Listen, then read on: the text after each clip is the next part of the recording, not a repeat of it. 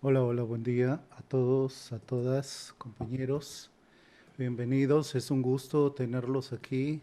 Es un gusto poder compartir con ustedes esta jornada que vamos a desarrollar en estos días. En estos 3 días hemos programado con el grupo de investigación Emigrarte que tenemos en la Universidad de las Artes, un grupo de investigación que está trabajando desde hace un año sobre el tema de arte y migración. Y este es el primer encuentro de arte y migración organizado por Emigrarte de la Universidad de las Artes, eh, virtualmente. Extrañamente, pues nos toca entrar en este proceso de la virtualidad que de alguna manera también es parte de la migración, ¿no? Nos tocó emigrar hacia la virtualidad de una manera apresurada, obligatoria, acelerada. Y pues aquí estamos, vamos a tratar de sobrevivir, defendernos, no toca más, nos ha tocado aprender, defendernos en este medio y pues lo estamos tratando de hacer lo mejor posible. Creemos que es muy importante quienes constituimos este grupo que está organizado además integrado por varios docentes y alumnos de la Universidad de las Artes y que es muy importante, estaremos con ellos todos participando durante esta semana. Eh, Será 14, 15, 16. Los 3 días se tratarán temas sobre cultura, sobre migración, sobre arte, que creo que además es una de las cosas fundamentales en todo esto. Es decir, nos preocupa muchísimo entender cómo se han provocado cambios dentro de las manifestaciones artísticas de cada país a partir de los procesos migratorios. La movilidad de las personas, el ir, el venir, el estar en otros contextos, el tomar otras miradas, el entender el mundo desde otras perspectivas, altera, por supuesto, las formas de realización artística. Y obviamente esto está influenciando en nuestras relaciones con el mundo del arte actualmente y en el propio desarrollo artístico. Tenemos acceso, podemos ver muchas cosas, que además ha sido demasiado rápido, ¿no? En el siglo pasado, hasta mediados, fines del siglo pasado, era muy difícil tener acceso a las producciones de otros artistas, de las personas que estaban trabajando en sus propuestas artísticas en otros lugares, en otras naciones. Y claro, en este momento, a través de los nuevos medios, hemos tenido esta posibilidad impresionante de conectarnos, de influenciarnos, de mirar, de saber qué está sucediendo, de conocer ideas, propuestas y entender de alguna manera que el mundo del arte también ha sido afectado, cambiado por toda esta noción del mundo posmoderno, transmoderno, de este mundo que está en movimiento y que está ampliándose. Pareciera ser que cada vez es más pequeño, pareciera ser que cada vez nos contactamos más y al mismo tiempo mucha gente dice, no, estamos más solos y es muy, muy extraños, aislados en nuestros espacios.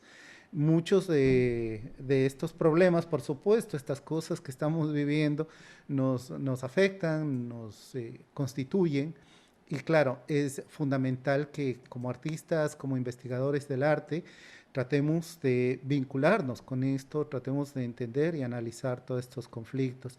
Además, creo que ha sido sumamente interesante el poder contactarnos con artistas de diferentes medios, que es otra de las migraciones que el arte ha tenido, ¿no?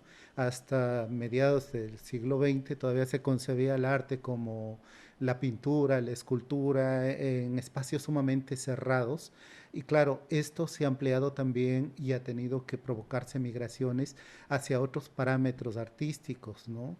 Incluso muchas disciplinas que anteriormente no se consideraban tan artísticas como por ejemplo la propia arquitectura o la fotografía, han migrado hacia este mundo del arte, creando y desarrollando además posibilidades para que nuevas disciplinas se vayan integrando, se vayan apareciendo y vayan desarrollándose.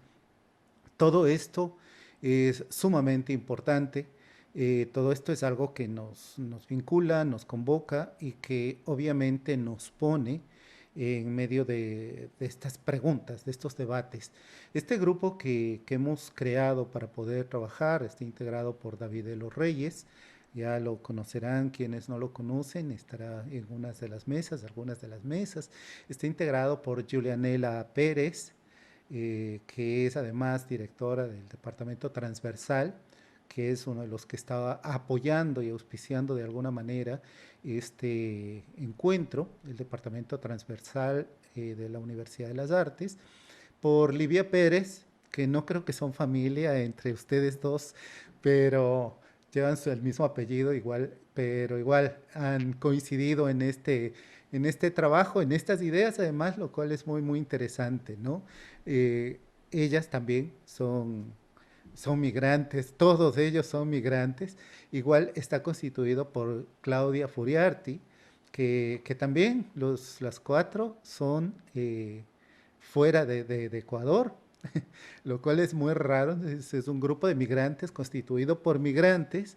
Igual estoy yo, que de alguna manera tengo hasta doble nacionalidad. Y bueno, tenemos a un guayaquileño que todavía no lo veo por ahí, ya mismo llegará, Javier Patiño, que también integra este grupo. Entonces, pues es un grupo muy, muy variado, muy interesante, que está muy preocupado además por toda esta cuestión de la construcción teórica. Es muy importante para nosotros, pero además este vínculo con lo práctico del arte, ¿no? Entender la práctica y entender el arte desde su propia práctica. Hemos invitado para estas charlas a directores de cine, que creo que va a ser sumamente importante la presencia de varios de los directores que estarán con nosotros.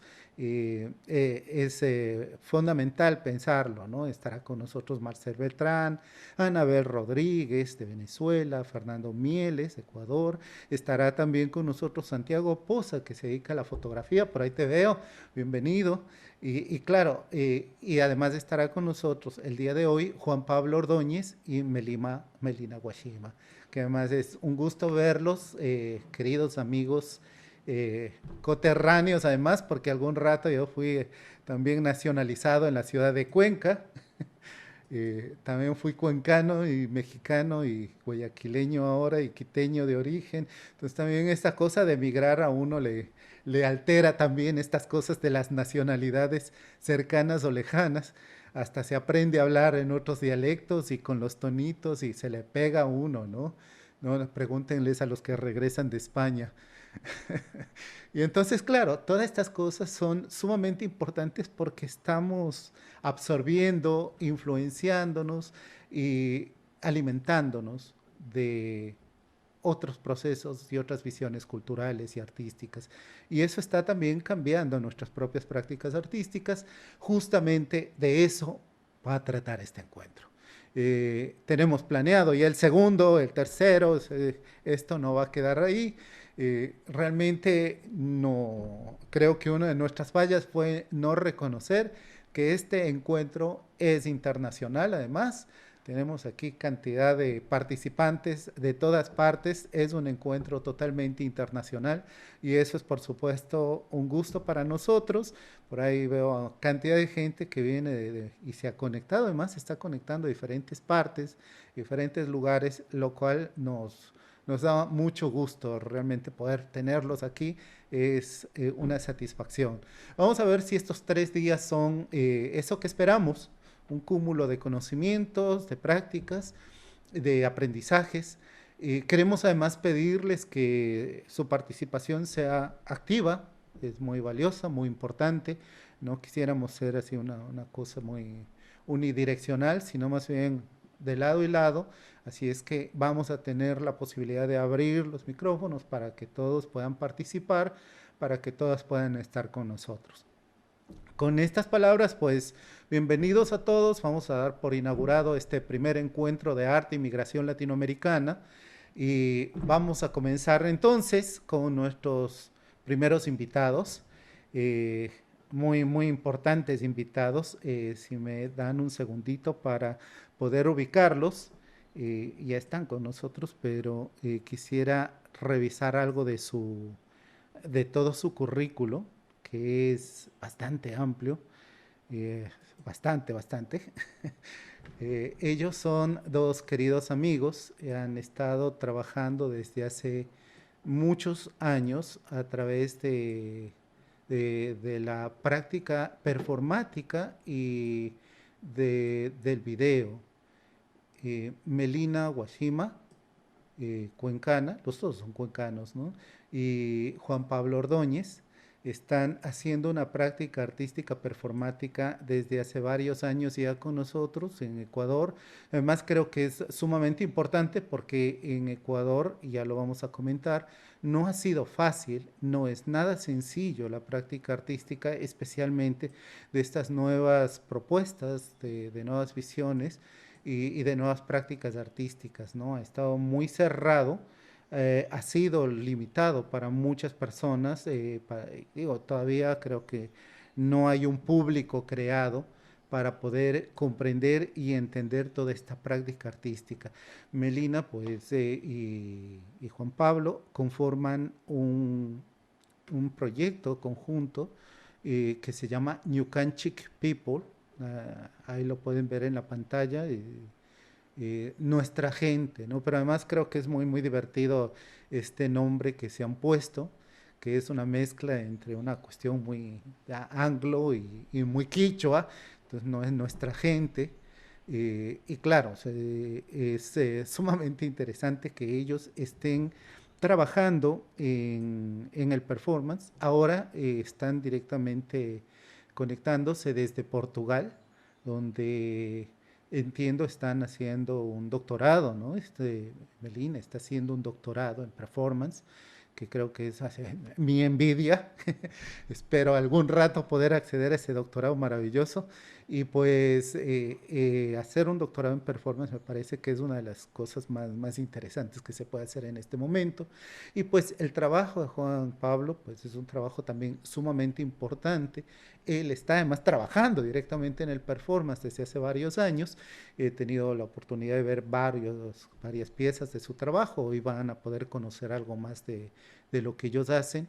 Y era muy importante inaugurar con ellos este encuentro, que sean los iniciadores, además, porque siendo ecuatorianos son migrantes, están fuera, tienen la experiencia vital y no solo la experiencia teórica de todo esto, es una experiencia vital. Creo que eso es fundamental. Entonces, vamos a dar la bienvenida a Juan Pablo Ordóñez y a Melina Washima, que están con nosotros, y pues vamos igual en medio de ello a ir intercalando algunas de las cosas que hacen de su trabajo. Ellos básicamente están invitados aquí por una pieza que creo que ha sido una de sus piezas más importantes, muy vinculada con el problema de la migración, que es el proyecto Ámame. Eh, Creo que son ustedes los que tienen que ir contándonos sobre este proyecto, sobre este trabajo, todo lo que están haciendo. Bienvenidos, New Country People. Hola, ¿qué tal? Bueno, nosotros buenas tardes, para ustedes buenos días. Qué gusto saludarles y muchísimas gracias por la invitación. Hola con todos, saludos. Y bueno, yo solo ahí, Juan Francisco, te hago una aclaración y ya me gustaría a mí ser performer. Juan Pablo sí, inclusive nuestra hija también que anda haciendo dúo con el papá últimamente, pero yo vengo del cine. Y un poco a mi regreso de un periodo de migración justo y de estudios en Barcelona, vuelvo a Cuenca y nos encontramos con Juan Pablo y comenzamos a trabajar juntos. En medio de ese proceso sí que han habido algunos trabajos, sobre todo investigativos, relacionados con el tema performático en general. Hay un proyecto, cuando quieran pásense, se llama cuerpopacífico.es, pueden encontrarle, que es un tema de investigación sobre performance, pero yo vengo desde el cine, así es que un poco ahí complementamos el tema.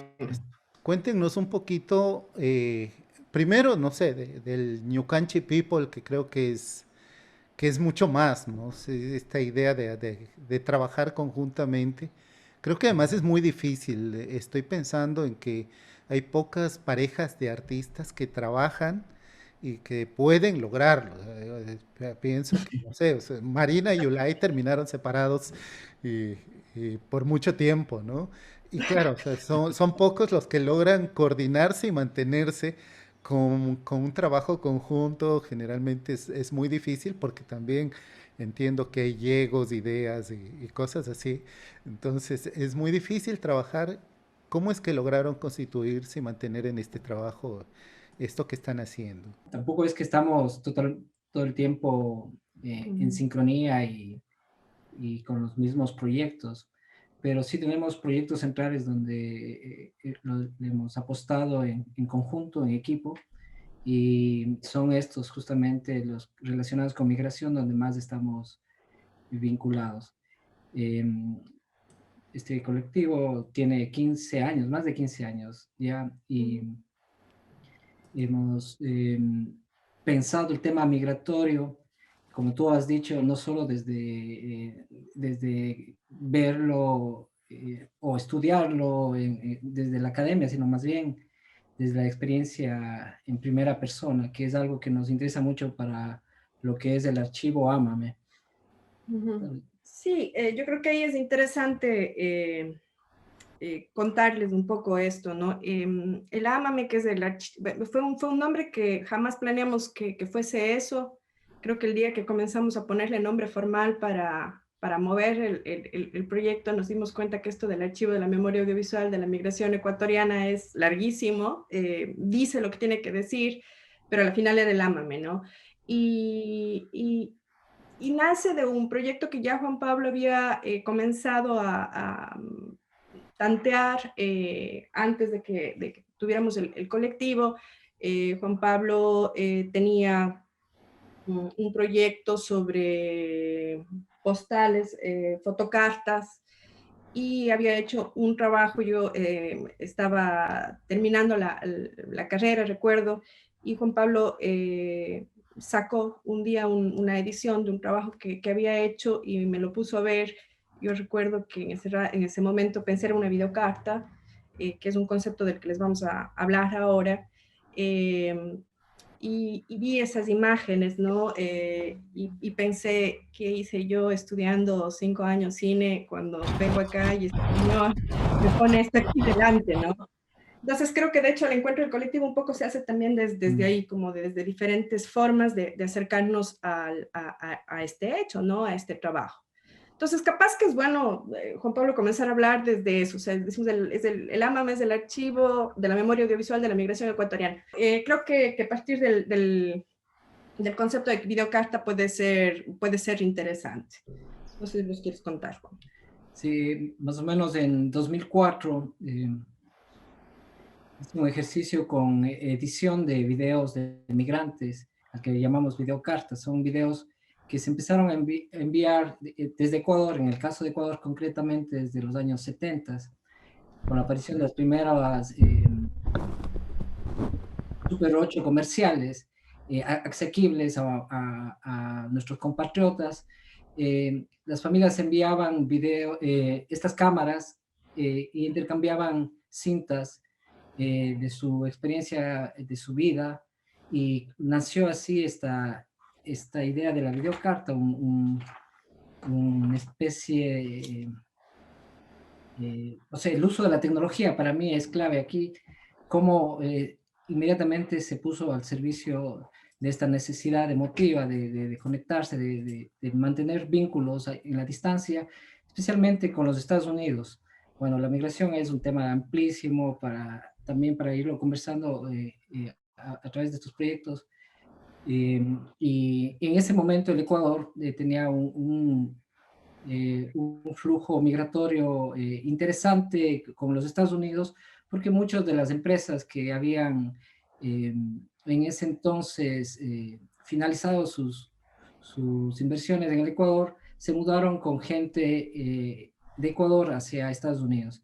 Empezó un flujo migratorio que no era tan difícil, no era complicado, era cuestión de comprarse un pasaje y llegar allá.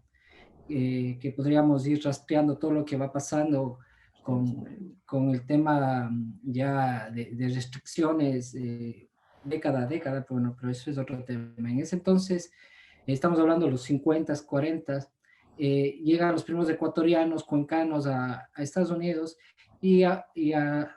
allá por los 70 empiezan a enviar estos estos objetos tecnológicos que en un sector importante suplen ya las cartas. Para nosotros, encontrarnos con una práctica tan común y miles de horas que guardaban las familias, archivos familiares sobre las vivencias de sus seres queridos fuera del país, no solo en Estados Unidos, en varias partes del mundo, fue el motivo para comenzar con la recopilación de lo que sería el archivo Ámame luego. Yo creo que hay dos cosas. No está el tema videocarta, o sea, finalmente una videocarta nosotros acabamos haciendo como un par de definiciones para entender cuándo era y cuándo no era tan bien.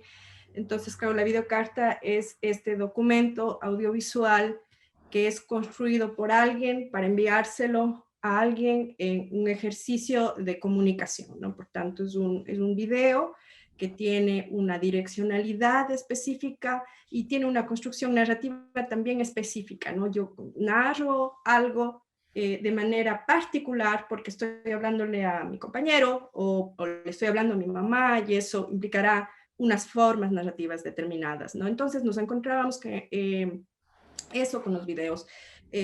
Una segunda cosa que encontrábamos cuando comenzamos a ver el tema de las videocartas es que el Ecuador, al parecer, fue un país, un caso un tanto particular. No es que no existan videocartas en otras migraciones, en otros colectivos de migrantes, pero en el caso ecuatoriano, por ejemplo, nos encontramos un uso mucho menor de las postales, de las cartas, que sí que hacen cambio parte de muchísimos proyectos de carácter epistolar, por ejemplo, inclusive a nivel artístico que se dan en Europa, en Estados Unidos hay una gran cantidad de hermosos proyectos por allí.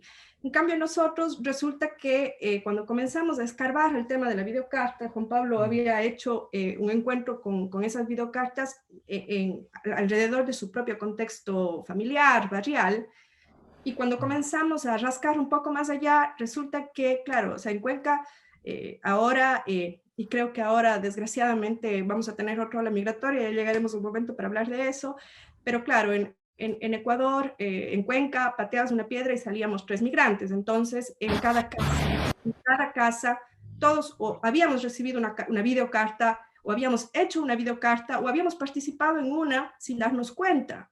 La cámara estaba allí, era un ojo permanente para narrar las cosas que quien estaba lejos no podría vivirla, ¿no? No podía vivirla. Estamos hablando de la década del 70, en principio, con esa primera llegada de las máquinas Super 8, que por primera vez son puestas en las manos de gente de calle como nosotros, como nuestras familias. Es decir, en el Ecuador, si vamos a ver un poco qué estaba pasando con el filme casero, está en manos de familias de un nivel económico elevado, no estaba en las manos del pueblo el Super 8. Entonces, la migración hace este enganche tecnológico del que hablaba Juan Pablo, y estas cámaras y estas imágenes, estos registros desde este punto de vista, comienza a ser parte de nuestra memoria audiovisual del país, de nuestra memoria contemporánea, es nuestra hipótesis, en buena parte a partir de estos intercambios. Son una cosa más y yo le dejo al Juan la posta. Nosotros comenzamos a plantearnos este proyecto ya como un tema de archivo a partir del año 2004 aproximadamente. Y hay una anécdota ahí que creo que es importante. En ese año, el Banco del Austro, que es de la familia El Juri, en Cuenca, grandes capitales nacionales, tenía una promoción en su banco. Y la promoción era, si usted recibe sus remesas a través de nuestro banco, usted va a poder venir aquí a nuestra sala de videoconferencia para poder verse con su familiar, porque su familiar en Estados Unidos iba a dejar la remesa en la oficina bancaria y podía esperar allí en la sala de videoconferencia, mientras que la familia en Cuenca recibía el dinero y entonces tenía acceso a esta sala. Cuando eso estaba en medios en Cuenca, me parece que era una propaganda radial, nos dimos cuenta que la videocarta estaba por morir. Y de hecho así ha sido. A partir del año 2010, hay ya como una brecha muy fuerte con respecto al uso de la comunicación en tiempo real, Y esta maravillosa documento que es la videocarta, como pasó en su tiempo con la carta escrita y con otros medios, deja de producirse en la cantidad y en la intensidad que hasta ese momento se había utilizado. Y solo para darles un dato, en nuestro pequeño proyecto, cuando comenzamos a pensar el archivo, habíamos pensado reunir alrededor de 100 videocartas, no 100 videocartas, 100 horas de videocartas. Acabamos reuniendo más de 400 horas de videocartas en un proyecto que era muy pequeño. Entonces, realmente había un uso cotidiano establecido que había marcado ya una línea de registro popular de esa experiencia que ha sido la experiencia migratoria ecuatoriana. Bueno, yo entiendo que sí, esto que están planteando es fundamental, es decir, tener una tecnología nueva a mano que daba la posibilidad de ya no enviar la foto o solo la carta escrita a mano, sino poder verlo en movimiento, ¿no? O sea, casi como nuestros videos encuentros que tenemos ahora, que son casi eso, en vivo, en directo, el poder escucharlo, verlo moverse, ver al otro, ¿no? La tecnología, por supuesto, debe haber sido, pero se me hace sumamente interesante esta idea de las personas con esa herramienta sin la intención de hacer algo artístico, pero de todas maneras con la idea de que sea estético, ¿no? Es decir, de todas formas, por ahí hay la noción del gusto, de que esté claro, que esté encuadrado, enfocado y todas esas cosas, Sí. creo que son fundamentales, ¿no? De pronto te cuento, este ejercicio, esta videocarta, que es una videocarta hecha por Juan Pablo, yo metí mano, pero Juan Pablo decidió hacer un día, tiene un sentido. En realidad, nosotros habíamos comenzado, y ahí nos estamos saltando un trozo de la historia, pero habíamos comenzado ya con el proyecto del archivo y habíamos comenzado a recibir una gran cantidad de cartas y en un momento dado nos sentimos realmente abrumados, ¿no? No decíamos, o sea, tenemos todo esto delante y había una dosis tan fuerte de intimidad en lo que nos estaba llegando al proyecto que decíamos, a ver, o sea, esta gente sabe lo que nos está dando, o sea, estas familias saben lo que nos están compartiendo, ¿por qué nosotros tenemos derecho a meternos así en su vida? Porque a la final una carta es una carta, ¿no? Y es lo que decíamos antes, tiene esta direccionalidad, tiene esta intencionalidad y por tanto está compartiendo unos contenidos sumamente privados, íntimos, familiares. Y nosotros estábamos en este momento de recoger los videos que de pronto luego les contamos un poquito cómo fue. Y Juan Pablo decidió, a ver, si ellos nos están contando todo esto, a todas estas familias que ya en ese momento comenzaban a ser parte del archivo, no podemos hacer menos que darles algo de nosotros. Entonces, lo que ustedes ven allí es nuestra casa hasta el año 2012 en el centro de Cuenca. Y bueno, luego la cosa se va poniendo peor porque vamos viendo como otras cosas ahí adentro. Entonces, también era como un ejercicio que yo creo que tiene de performático también por parte de Juan Pablo de mostrar, ¿no? Entonces, esta es una videocarta de respuesta a las familias que comenzaban a ser parte del archivo. Enviamos un CD en ese entonces con con esta carta a cada una de las familias, porque teníamos una correspondencia con la que además devolvíamos los videos que se nos habían entregado. Nos entregaron en diferentes formatos, en Super 8, como había hablado, también en Todos. High 8, VHS, Betacam, Betamax, High 8 todo digital. eso digitalizamos y al devolver el original, hicimos llegar una copia de una carta que grabamos los dos para contarles en manos de quién había llegado ese material, quiénes éramos nosotros y qué era el propósito de ese proyecto. Y que tiene que ver con una convocatoria que en 2019 Sí, sí. se había hecho en Cúcuta sobre migraciones, se llamaba Juntos Aparte de Bienal Sur, donde hablaban sobre la problemática de las fronteras, y en este caso Cúcuta, al estar en la frontera venezolana y colombiana, tenía toda esa carga necesaria para ser un espacio importante dentro de esta propuesta, y se nos pidió una participación a la que respondimos con un video. El video tiene como 23 minutos y al tener un archivo actualmente de 400 horas, hicimos una selección que nos ayude a comunicarnos, sobre todo pensando en el lugar donde iba a estar esta exposición, en un lugar de frontera, en un lugar que no tiene la idea exactamente de un super museo, no, no era para críticos, más bien nosotros lo habíamos pensado en una clave de conectarnos con las personas que iban a ver estos videos y hablar sobre lo que estaba pasando en ese momento con los niños encarcelados en Estados Unidos. Nos parecía una pertenencia que no podíamos dejar de lado. El video tiene esas características. Sí. Bueno, yo, si nadie quiere libremente interrumpir, les podría hacer un poco una síntesis hasta aquí en dónde estamos en el proyecto, ¿no? Como forma. Y para eso, ya ni sé dónde les tengo que compartir. Primero, el proyecto a partir del año 2004 aproximadamente tomamos la decisión de que hay que construir un archivo, que esos videos que estaban allí se iban a perder.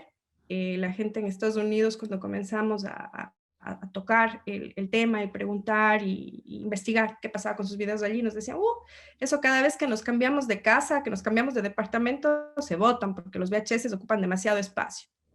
Entonces sabíamos que se estaba perdiendo cada día horas y horas y horas y horas de registros, ¿no? Que para nosotros era muy importante, porque hasta ese momento el país, hipercondicionado por el hecho migratorio, tenía una cantidad de datos imposibles de recibir sobre el tema de migración, pero todos eran económicos, todos tenían que ver con política pública, todos tenían que ver con el tema legal, todos tenían que ver con temas psicológicos, pero no teníamos una versión que plantease esa otra manera de observar lo que había estado sucediendo, y nos dábamos claramente cuenta que esa versión de primera mano, nadie más que quienes lo habían vivido iban a poder contarlo, y además era muy interesante que se pudiera contar sin que hubiera estado hecho para contarse, es decir, salvando toda la distancia que hay con una construcción cinematográfica, documental.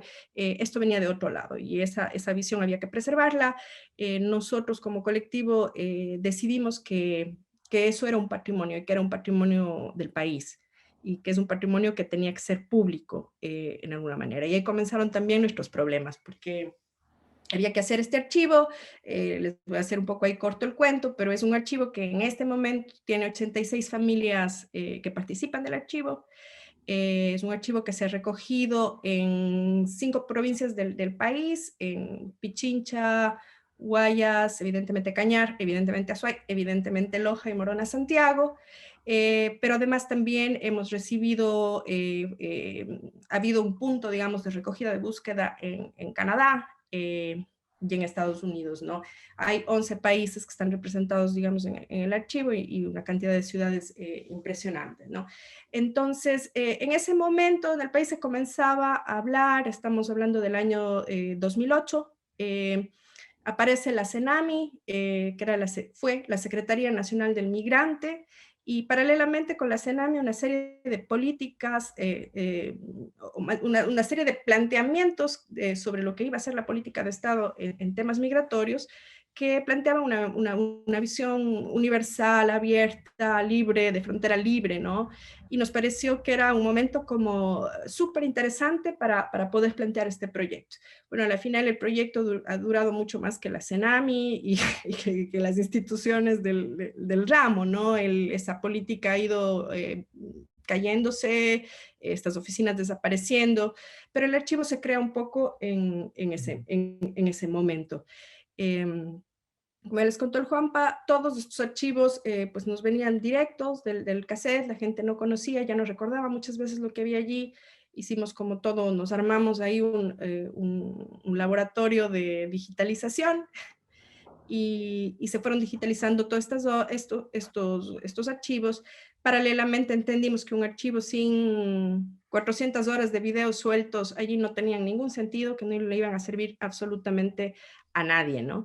Entonces, había que hacer un trabajo de indexación, había que hacer un trabajo de minutaje, para los que venimos del audiovisual, del cine, esto, ¿no? El ir revisando minuto a minuto lo que pasaba y minuto a minuto ir haciendo una síntesis de aquello.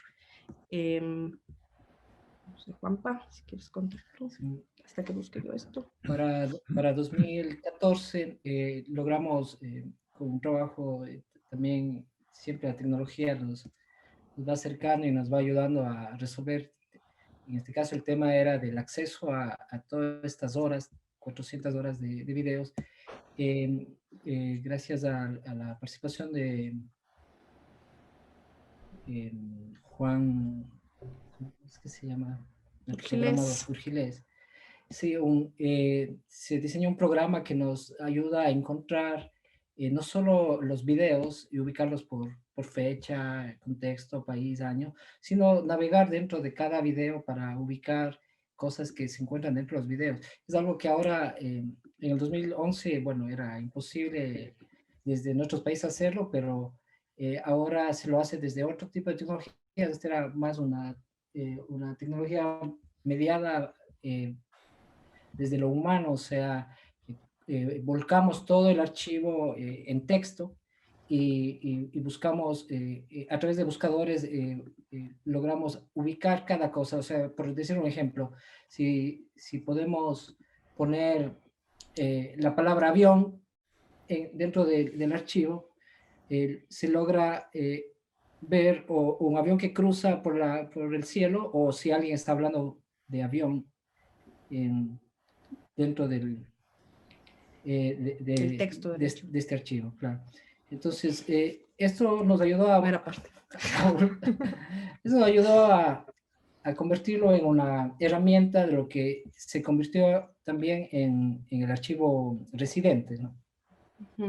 Sí, pues la idea era esa, nosotros hacemos este archivo y planteamos que tiene que ser un bien público, ¿no? Que es un archivo que tenía que ser consultable, que tenía que estar abierto, y le proponemos al Estado que lo haga. El Estado lo que hizo fue recibir los discos duros de la digitalización, más los primeros libros con el minutaje, y estarán perdidos en algún cajón en Cancillería. Hasta allí avanzó el proyecto. O sea, el Estado no, simplemente no cachó nomás, o sea, no entendió o no interesó. En todo caso, nosotros decidimos seguir por nuestra propia cuenta, y allí esta parte que cuenta Juan Pablo, allí el proceso artístico ha sido nuestro salvador, en realidad. Esto que ustedes acaban de ver de la interfaz del archivo, después de todo el titánico trabajo, nosotros no sabíamos esto de aprender a hacer archivos en el camino, ha sido una locura. Pero después de todo el trabajo de indexación y después de la creación del interfaz que se pudo hacer gracias en realidad a la curaduría de aquel año de la Bienal de Cuenca, Juan Pablo es invitado por su trabajo performático con las videocartas y por el archivo. Y entonces esa participación nos permite ya crear esta interfaz finalmente. Hay algunas preguntas por ahí, no sé si las pudieron revisar, pero una de las preguntas es si hay cómo acceder a estos archivos, si está en alguna plataforma abierta o algo así. Y igual también si es que tuvieron algún tipo de apoyo financiero para hacer todo esto, que es un trabajo enorme, por supuesto. Es un trabajo titánico, lo dice David, y tiene mucha razón. Es un enorme trabajo el que hicieron, incluso desarrollar ahí una serie de tecnologías para poder seguir adelante con él, ¿no? Entonces, ¿y esto cómo lograron hacerlo? ¿Con qué apoyo? ¿Con qué presupuesto? ¿Algún tipo de financiamiento? No sé. En ese primer momento de la Cenami, les decía, cuando apareció la Secretaría del Migrante, nosotros logramos endulzarle el alma a alguien, creo, que se peleó con los financieros, la gente de finanzas de ahí de la Cenami, que decía, pero a ver, ¿y por qué estamos pagando para estos videitos, no? Y sí, recibimos un apoyo, no recuerdo exactamente la cantidad que recibimos de la Cenami, me parece que fueron alrededor de $6,000 en ese tiempo para recoger esto, y nosotros ganamos un premio en el Consejo Nacional de Cinematografía en el año 2008, y ganamos un premio de preproducción, de producción. Y con el premio de producción lo que hacemos es, claro, no íbamos a rodar, íbamos a buscar el material. Entonces, el premio de producción del Consejo de Cine nos sirvió para para eso. Esos fueron como los aportes financieros hasta ese momento. Y después, para ya la creación de la interfaz, como les decía, es el FIDE artista realmente del Juan Pablo en la Bienal de Cuenca, el que nos permite hacer eso, ¿no? Y ese año, que fue un año excepcional en la Bienal, tengo que decirlo, honor obliga, que creo que es no sé si es el único año, reconozco que me puedo equivocar, pero es el único año en el que se paga algo para producción de obra en la Bienal, sobre todo a los artistas locales. Entonces, ese dinero fue el que nos permitió hacer eso, y realmente con la suma de un montón de manos, ¿no? El archivo, y yo creo que eso es interesante de decir, se levanta también con el trabajo de varios colectivos en el país, que fueron los que hicieron el trabajo de casa, de ir a buscar los archivos, creamos una metodología. Es largo, si luego les interesa, nos preguntan para ir por ese lado, cómo se reunió el archivo, ¿no? Pero el trabajo se hace por ahí. Sobre el estar en línea, no sé si quieres hablar vos. Bueno, había también un gran interés del potencial. En ese entonces la CENAMI abría la posibilidad de discutir a la migración, no solo desde un punto de vista o sea, emotivo, sino verlo más allá.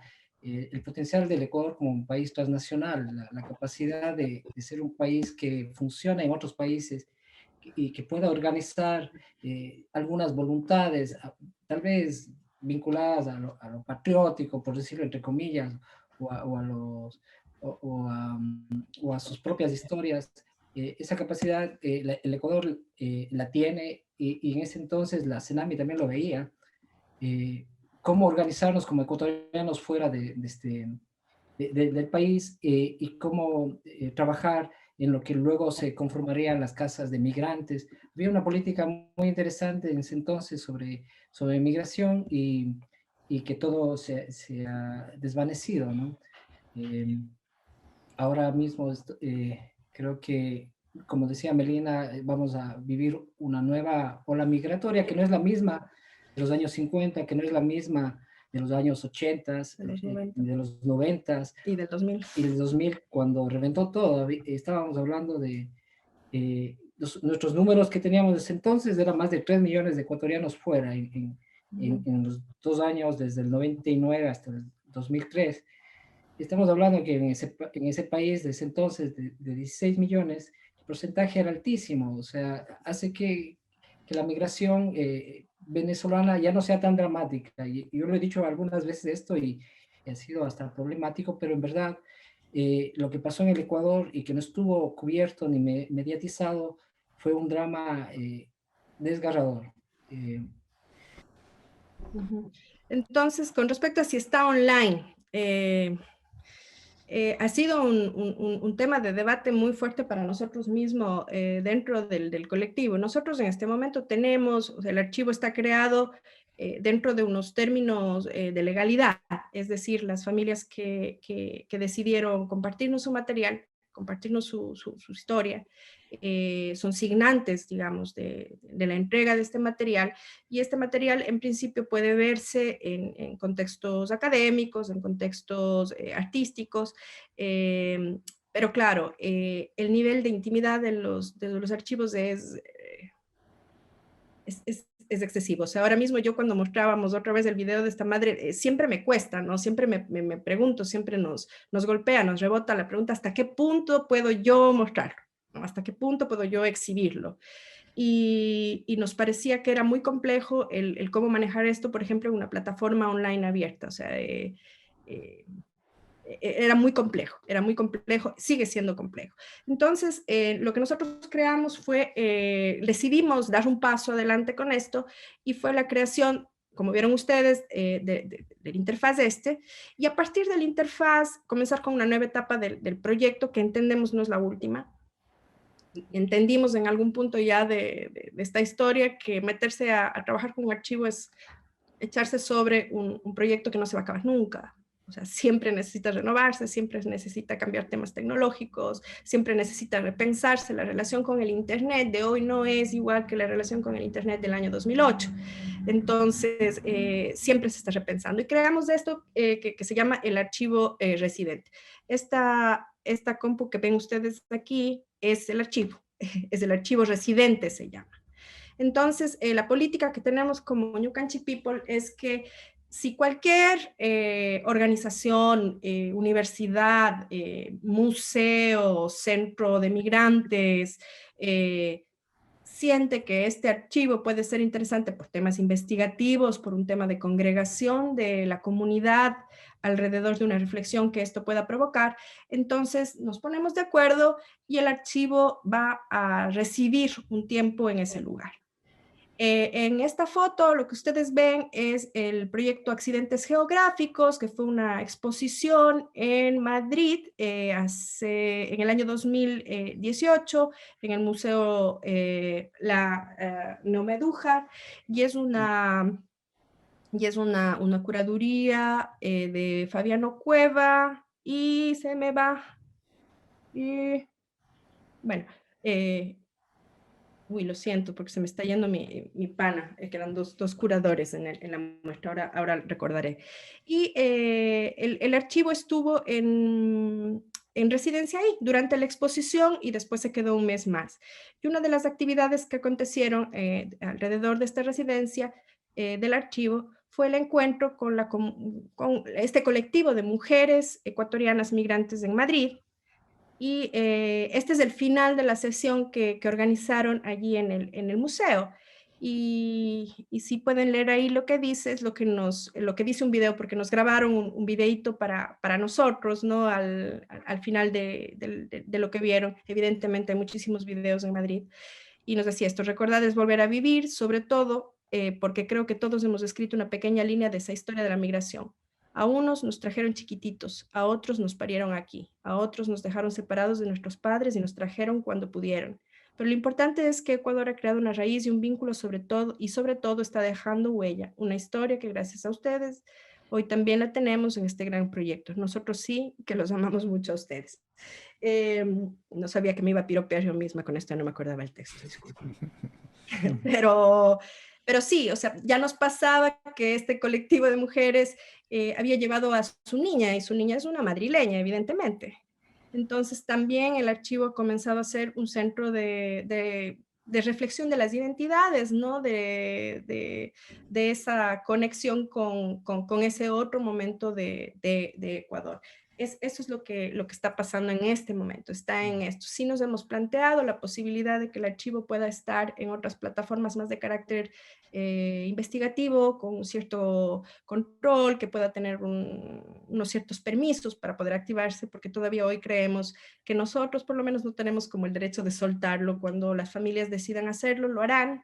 Mientras tanto, nosotros tenemos un poco que cuidar, ¿no? Del proyecto.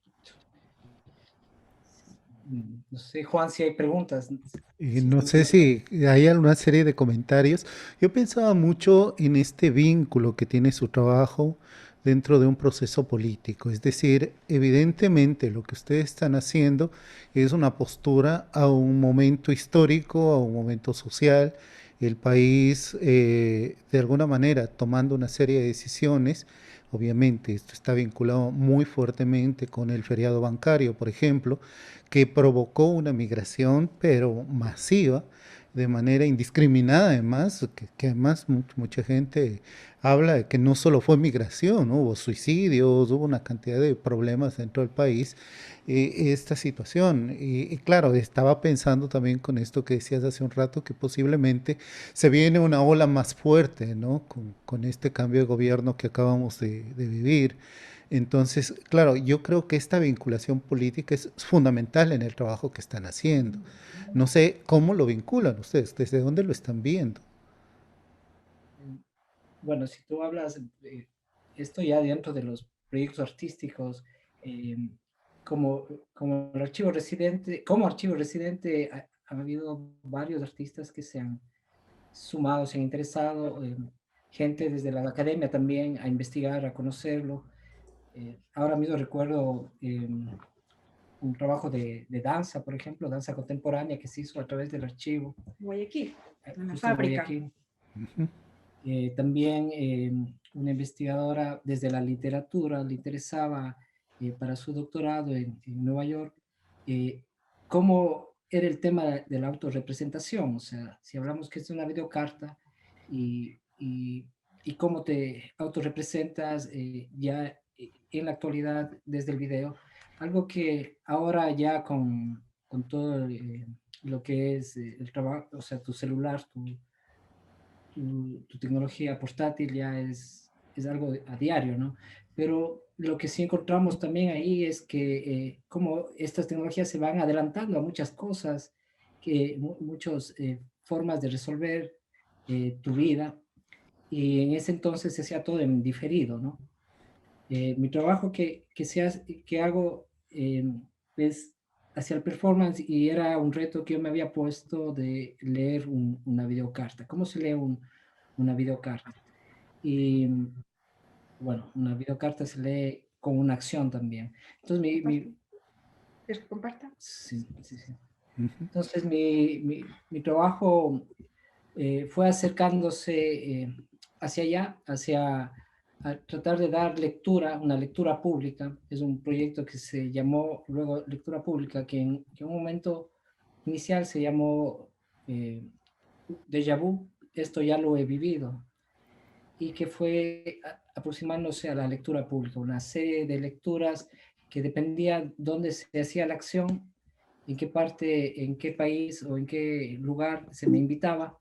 Un proyecto que no ha estado conectado directamente o exclusivamente con el arte, sino que se ha viajado de diferentes espacios. Recuerdo que en Roma estuve en un espacio atelier que más bien era de trabajos con migrantes, un taller de encuentro de migrantes italianos.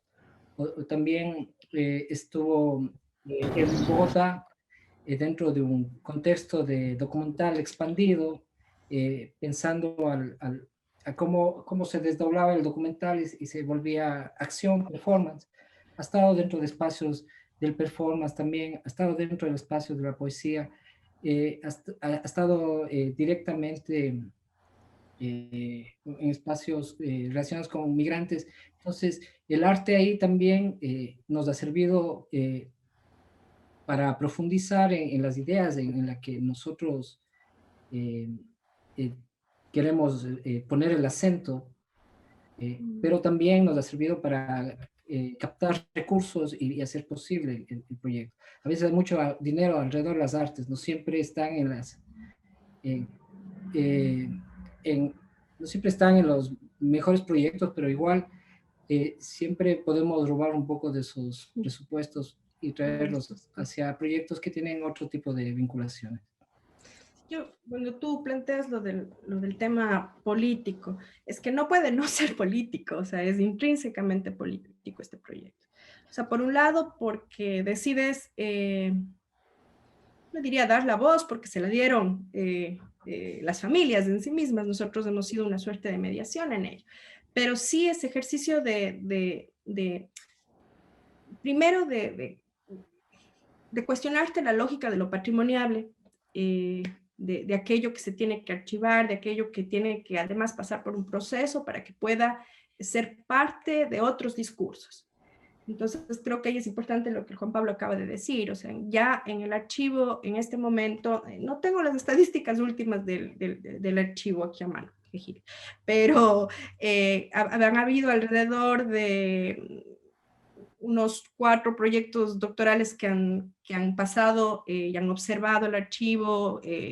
Han habido alrededor de 10 proyectos artísticos que de una u otra forma se han acercado. Y eso es interesante porque en el archivo hay una condición que a veces suena, los amigos artistas cuando alguna vez se han acercado un poco nos ven feo cuando decimos esto, y es que aquí está el archivo, usted tiene derecho a sentarse allí y hacer el visionado que necesite hacer, uno a uno, ¿no? Aquí frente a la compu se puede sentar y puede ver todo lo que quiera.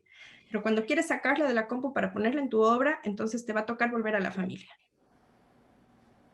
Y sí, por un tema de derechos, si quieres, pero va más allá de eso. Es decir, si tú sientes que tienes algo que decir a través de esto, entonces date el chance de preguntarles y que te cuenten su historia. Y eso fue súper interesante, por ejemplo, con la gente, con Natalie Gold de la fábrica, ¿no? Ella tenía su proyecto, quería hacer un trabajo escenografía digital a partir de unas cartas, de unas videocartas. Ella estaba trabajando, ella es de origen libanés, entonces había un tema con las migraciones cruzadas también allá en Guayaquil. Y primero ella estaba como molesta porque es complejo todo ese proceso desde el trabajo artístico. Pero luego cuando fue a la familia y nos contó esto después, un poco en las memorias que ella ha sentado de esto, es que se le cambió el proyecto. Entonces yo creo que eso es político. O sea, el traer a cuenta, nosotros queríamos que sea un archivo público del Estado, nos gustaría muchísimo. O sea, esto hoy día debería, esto como muchos otros, sabemos que no es una cuestión única en el mundo ni en el Ecuador, pero esto como muchas otras cosas debería tener un espacio en el famoso Sistema Nacional de Archivos que no acaba de existir en el país. Y entonces cualquiera debería poder ir ahí y sentarse a ver y volver a las familias para poderlo utilizar si es del caso, ¿no? Pero digamos, nosotros sí creemos que desde el arte, desde la gestión cultural y desde un posicionamiento ya personal nuestro también, este trabajo es absolutamente político, ¿no? Y creo que ahí engancha también con el trabajo ya de Juan Pablo, que es un trabajo sostenido de muchísimo tiempo con respecto a su performance. No sé si hablo yo, hablas tú. Juan Pablo comienza a hacerse algunas preguntas ya desde el performance, ¿no? Que decía él, ¿cómo se lee una carta? Hay varios elementos que están implicados cuando comenzamos a pensar el tema de la carta en sí mismo. Hay un tema del diferido, ¿no? Del diferido, por un lado, como parte de la construcción del lenguaje en las videocartas, en la carta en general, en este caso en la videocarta. Es decir, hay muchísima diferencia entre lo que estamos haciendo nosotros ahora a lo que pasaba con la videocarta. La videocarta te permitía hacer un ejercicio de conciencia, la que fuese, y desde el momento que fuese, de lo que yo quiero contar, de lo que yo quiero mostrar de mí, de lo que el otro necesita de mí. Y hay un tiempo todavía hasta que llega a su receptor, a su receptora, ¿no?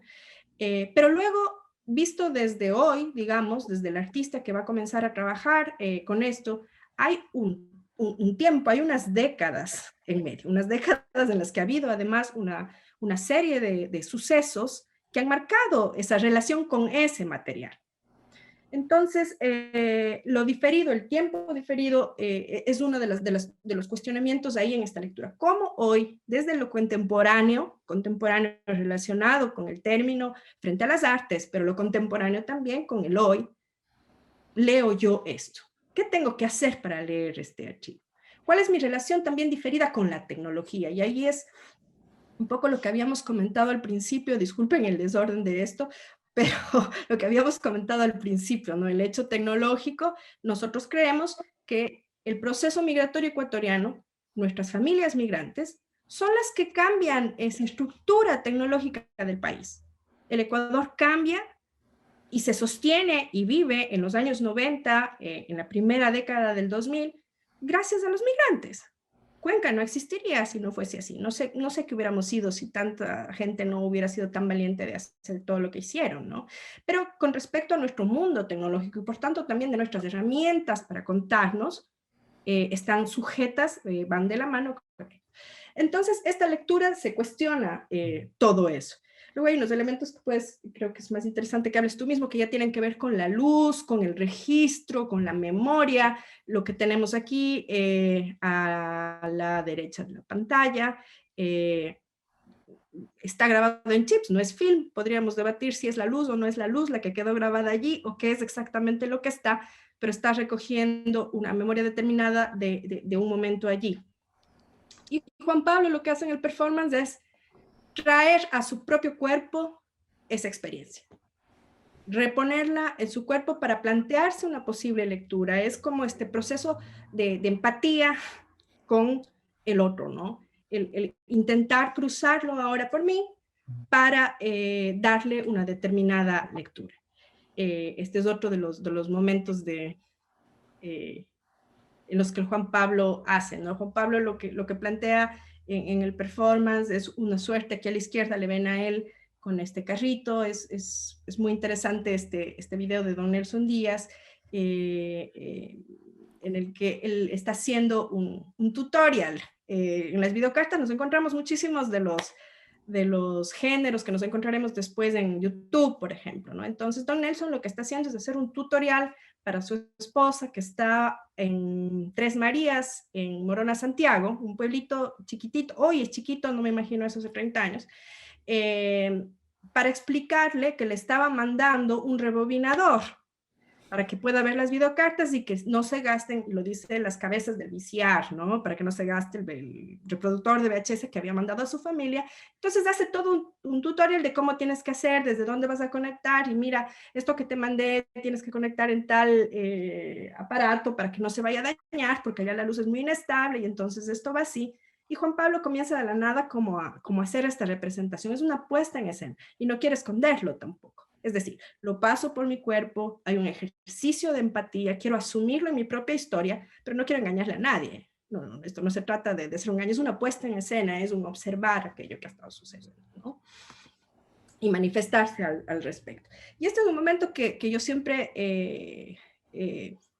valoro mucho del ejercicio de Juan Pablo. Esto es en Galería Virgilio, en Sao Paulo, por ejemplo, y está otra vez haciendo esta transposición temporal y corporal del personaje a la derecha, que evidentemente es el personaje real de la videocarta, que estaba allí saludando a su hija y contándole por qué se había ido, ¿no? Y cuánto la quería, evidentemente, eso son muy emotivas las videocartas. Y Juan Pablo, especialmente cuando no estamos en Cuenca, se ha sentado, por suerte, en bastantes lugares, y comienza a hacer como una relación con la ciudad, y cuando llega a este punto del performance, graba una videocarta. Y creo que allí es un ejercicio interesante para también hacer una expresión, un manifiesto de quién soy yo frente a esta realidad. Y claro, Juan Pablo ahí deja su propia historia aparecer, y claro, Juan Pablo tiene una hermana en Canadá, tiene 2 hermanos en Estados Unidos, la mitad de su familia también se fue.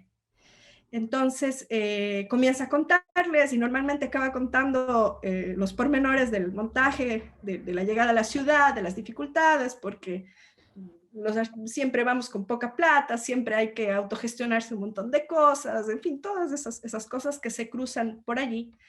Y, cuando no, después de que ha nacido nuestra guagua, y no está allí, pues le manda también saludos a ella y le cuenta lo que ha estado haciendo y por qué no está ahí estos días con ella, en fin, ¿no? Hay como esto. Yo creo que es un ejercicio de, de pararse un rato, de hacerle caso a ese diferido, de percibirlo, para decir, a ver, leamos también de otra manera todo esto tan abrumador que a las sociedades les ha pasado en diferentes momentos, y a nosotros como ecuatorianos, y particularmente como cuencanos, que sí es una particularidad en esta historia, hemos visto, ¿no? No nos vamos, nosotros a través del archivo no nos estamos quedando con esa historia institucionalizada de la migración, numérica de la migración, sino que hay mucho más que contar. Hay también una forma, un constructo distinto de la experiencia, ¿no? Y creemos que humanamente hay también que reivindicar aquello. El migrante, o sea, la etiqueta de migrante está muy bien, podemos conversar, pero no es migrante, es una persona que está allí, que está haciendo una experiencia de vida, que se va a gastar 10, 20, 30 años de su existencia allí, con unas condiciones políticas, económicas, que como cuerpo ahí sí extranjero, como cuerpo débil frente a la ley, tiene unas realidades distintas que otros, pero es una historia más de vida también, ¿no? Entonces, creo que hay esto. Y aquí hay una tercera, una parte que creo que es muy, muy linda, y de la que no hemos hablado todavía hasta ahora con esta historia. En un momento del performance, Juan Pablo se encuentra con esta foto, ¿no? Que está aquí a la derecha, que es un fotograma de uno de los Super 8, y es este hombre de la familia Vanegas, que está haciendo una foto a la familia que ha ido a hacer un picnic, que están grabando este video. Entonces, Juan Pablo está, en este caso, creo que este es el performance Bienal, me parece, ¿no? Inclusive había un escenario, Juan Pablo estaba un poco ahí experimentando con el tema teatral, inclusive. Y voy a hacer un homenaje a Antonio Caro ahorita en medio de esto. Antonio Caro estaba esos días en casa, cuando estábamos con la Bienal, él estaba participando en Cuarto Parte, del que nosotros hemos sido parte fundadora también. Y Juan Pablo estaba experimentando todo esto, la lectura pública, desde dónde la hago, cómo me sitúo frente al espectador, ¿no? Y Antonio te dijo, el teatro es una cosa muy bonita, Juan Pablo, es una cosa muy bonita. Entonces, sí, y entonces en esta edición de lectura pública hay una tarima teatral, de hecho, ¿no? Esto es en el Colegio Benigno Malo, que era una de las sedes de la Bienal de Cuenca. En fin, lo que iba. Están haciendo una foto, ¿no? Hacia el que ve. Bueno, esto es el montaje allí. Perdonen que voy a pasar como rapidito esto. Luego les vamos a poner un videito así como ya más de regla. Estoy buscando otra cosa. Aquí está. Y Juan Pablo, cuando hace esta parte del performance, hace una foto a quienes están asistiendo al performance. Y ese es el único registro que hay del performance. Esto sí, porque me toca un poco por razones académicas, digamos, por otros asuntos que podemos hacer, pero Juan Pablo insiste que no hay razón para registrar. Lo que él está haciendo ya está registrado, que tiene otro tiempo, que tiene otra relación, si se quiere. Sin embargo, el registro del performance, lectura pública, siempre es una foto que se tira hacia el público. Y no es gratuito, ¿no? No sé si tenemos, esto es de la Bienal. Esa foto estaba tomando cuando, lo que les mostraba antes. No es gratuito. En esta historia está el que manda y está el que recibe. Y cuando hablamos de videocartas es un poco difícil observar desde el que se sentaba en su casa, en su sala, a ver horas de su familia a la que probablemente con suerte vería otra vez.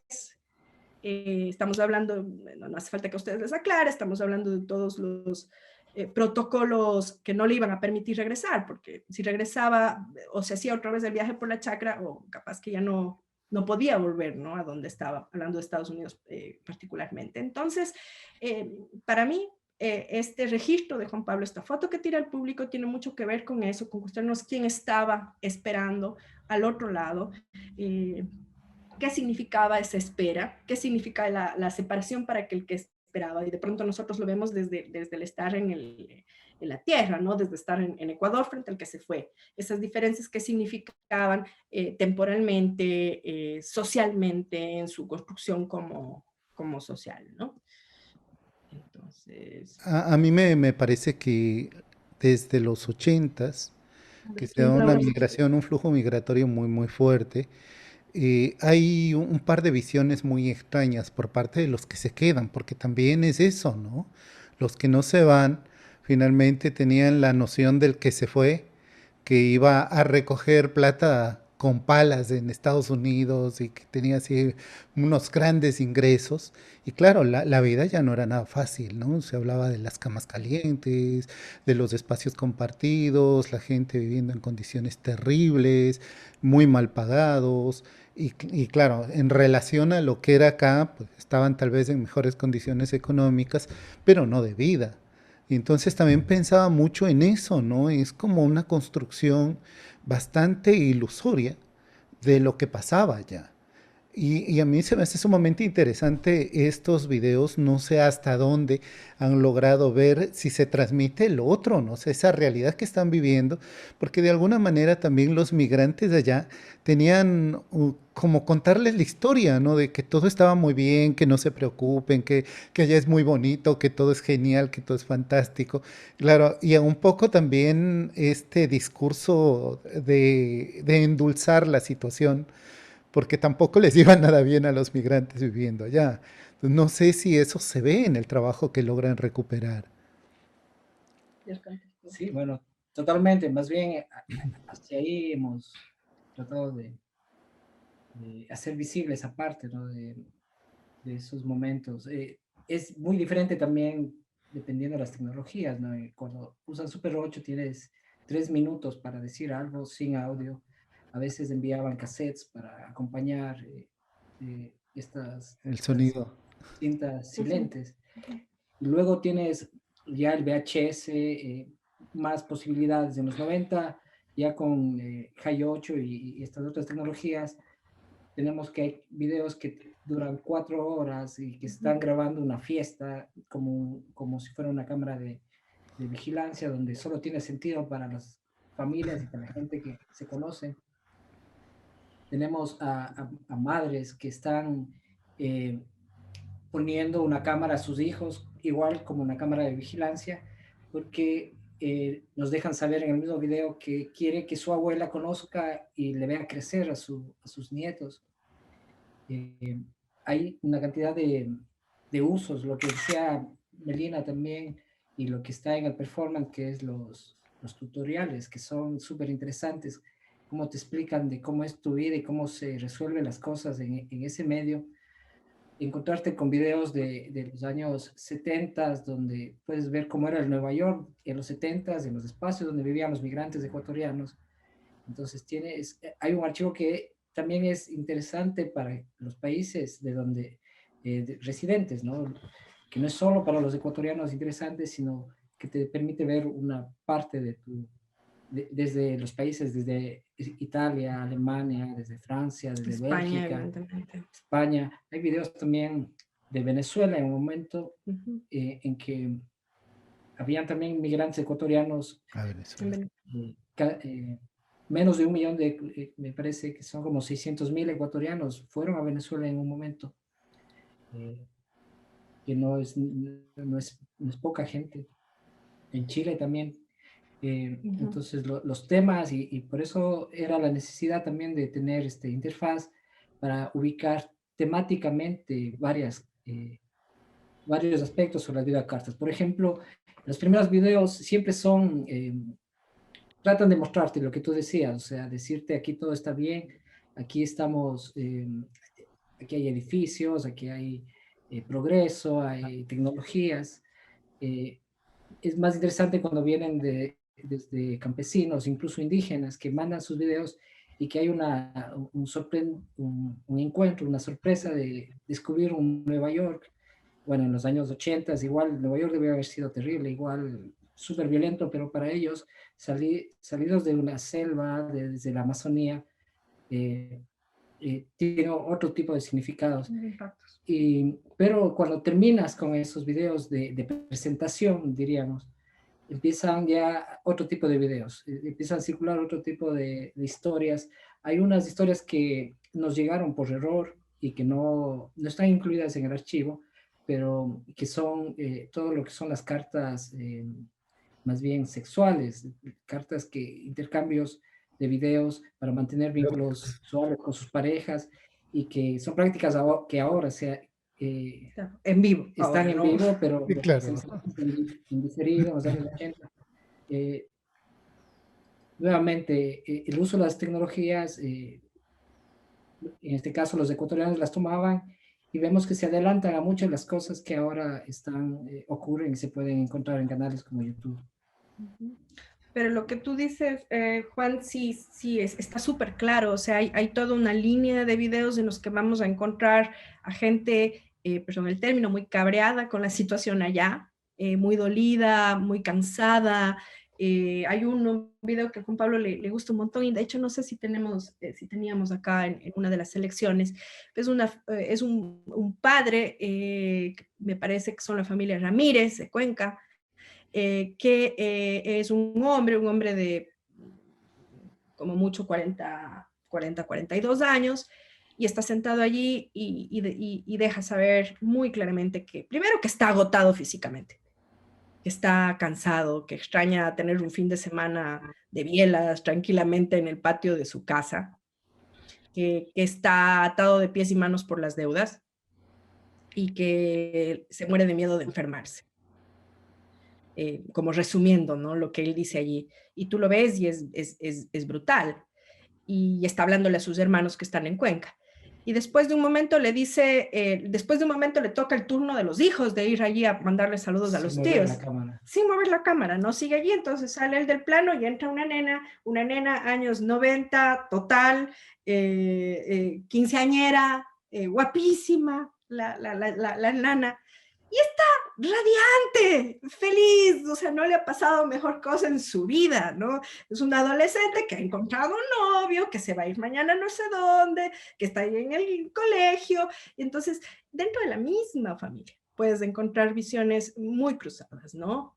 Estoy pensando en la línea que tú planteas, Juan, hay una carta, la SUAY 1 le dice a Juan Pablo porque es las nomenclaturas que tenemos en el archivo, y esta es la primera del archivo, la SUAY 1, ¿no? Que son dos hombres que están en una casa. Y sí, o sea, lo que dicen es directamente eso es con respecto a la realidad. Y hacen un ejercicio, otra vez, creo que hay mucho para pensar desde el performance, allí en sus archivos, ¿por qué es un performance? O sea, el autorretrato lo es, finalmente, ¿no? Entonces, ahí está, hombre, se ponen una peluca y cuentan lo que tienen y de dónde lo sacaron, y que es otra vez, ¿no? El discurso este del cansancio, del dolor, de la añoranza profunda. Yo por ahí de pronto me gustaría contarles ahí algo más, ¿no? Yo en este momento me he encontrado, bueno, yo estoy haciendo, tú decías, Juan, al principio, lo de este doctorado. Sí, mi doctorado se llama de Artes Performativas y de la Imagen en Movimiento, y yo soy de la parte de la imagen en movimiento, yo vengo del cine, ¿no? En la otra parte corresponde a Sí. Juan Pablo.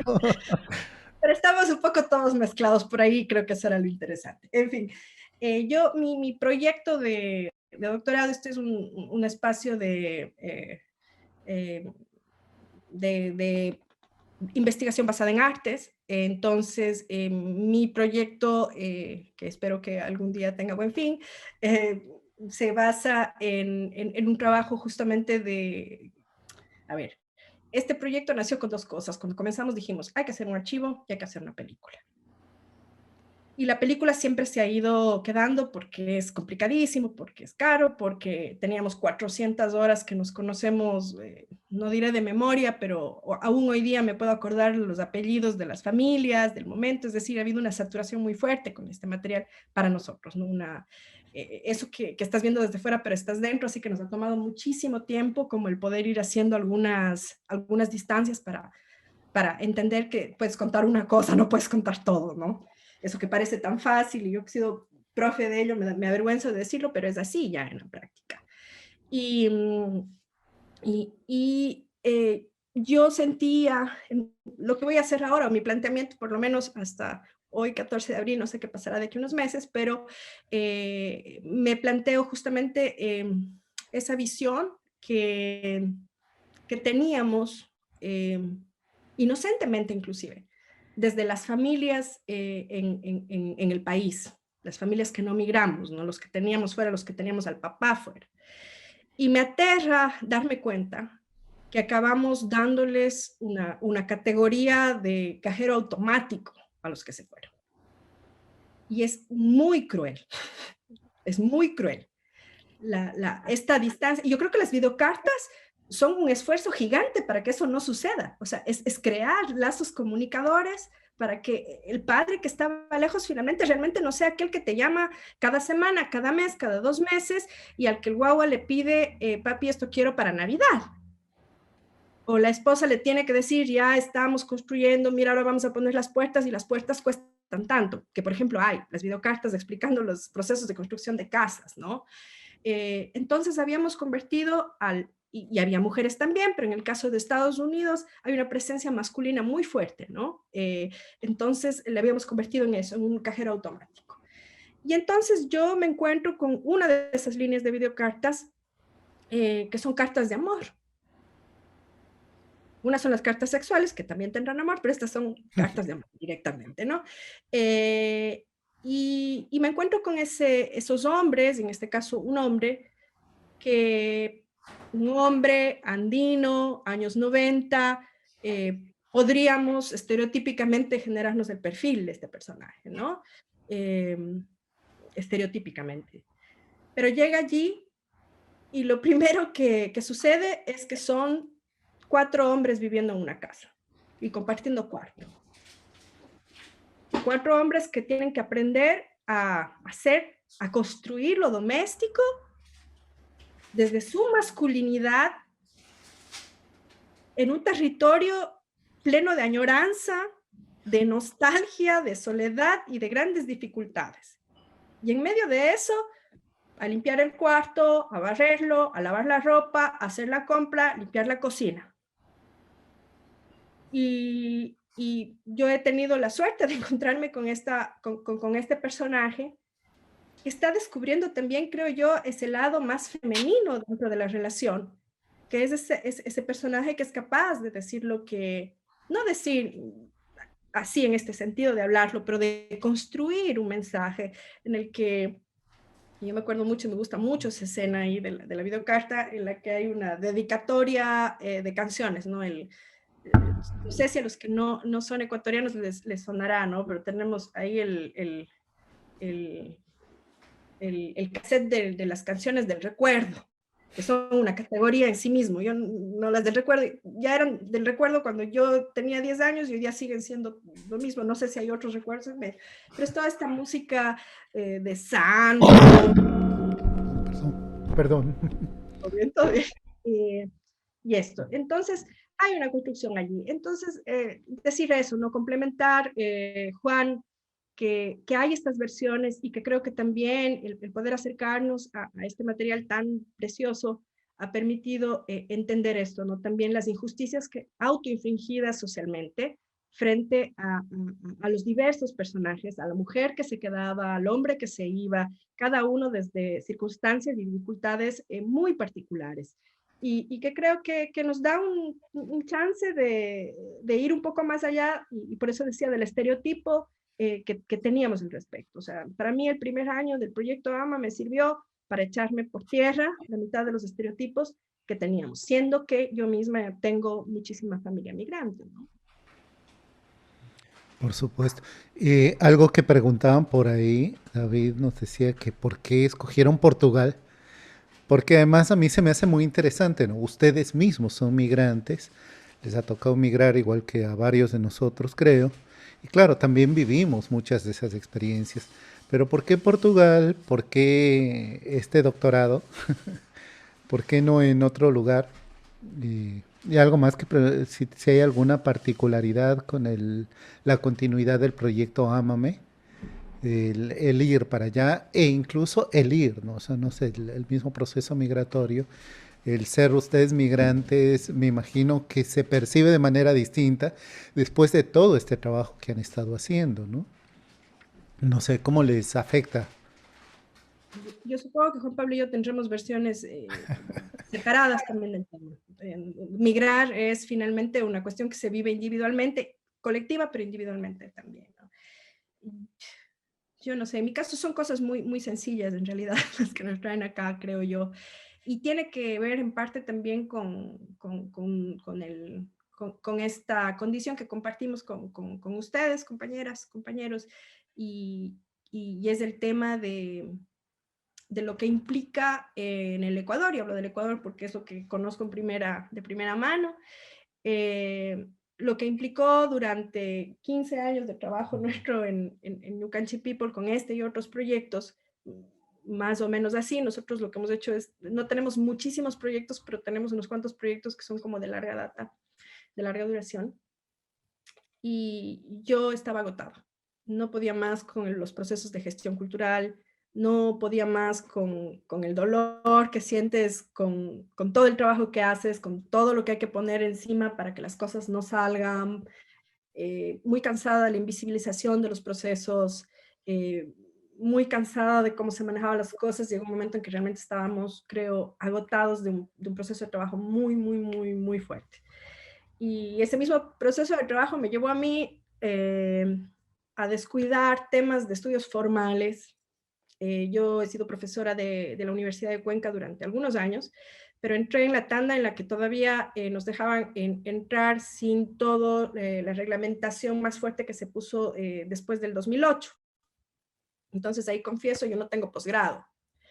el tiempo que tenía que haberlo hecho y que era lo que había que hacer, nos la pasamos haciendo estas otras cosas y nunca lo hice. Entonces, Portugal y la Universidad de Lisboa, no solo la Universidad de Lisboa, me parece que es un tema de legislación general en Portugal. Es muy, yo creo que está en una situación muy interesante en cuanto al reconocimiento de los procesos artísticos y de gestión como trayectorias académicas. O sea, el reconocimiento de trayectorias en Portugal es interesante. Entonces, yo estoy en el doctorado después de pasar de un proceso de reconocimiento de trayectoria profesional artística, digamos, como grado académico. Por un lado, por eso, ¿no? Luego fue un tema muy familiar el que a mí me hizo decidir venir para acá. Nos parecía que por un lado no era un país muy caro, o no de los más caros de Europa, lindo, y luego también es muy pacífico, ¿no? Es muy tranquilo y nosotros veníamos con Bueno, acá no hay, no, más bien yo no estoy todo el tiempo. Melina está ya casi 2 años más de años. y estoy un año, estoy también yendo y viniendo. La pandemia nos ha, también se ha complicado todo, pero yo recuerdo hace 20 años en Madrid y las camas calientes son de verdad. He estado en camas calientes, conocí a gente que vivía con una mochila durante varios años y que arrendaba una cama tan solo por 8 horas, ¿no?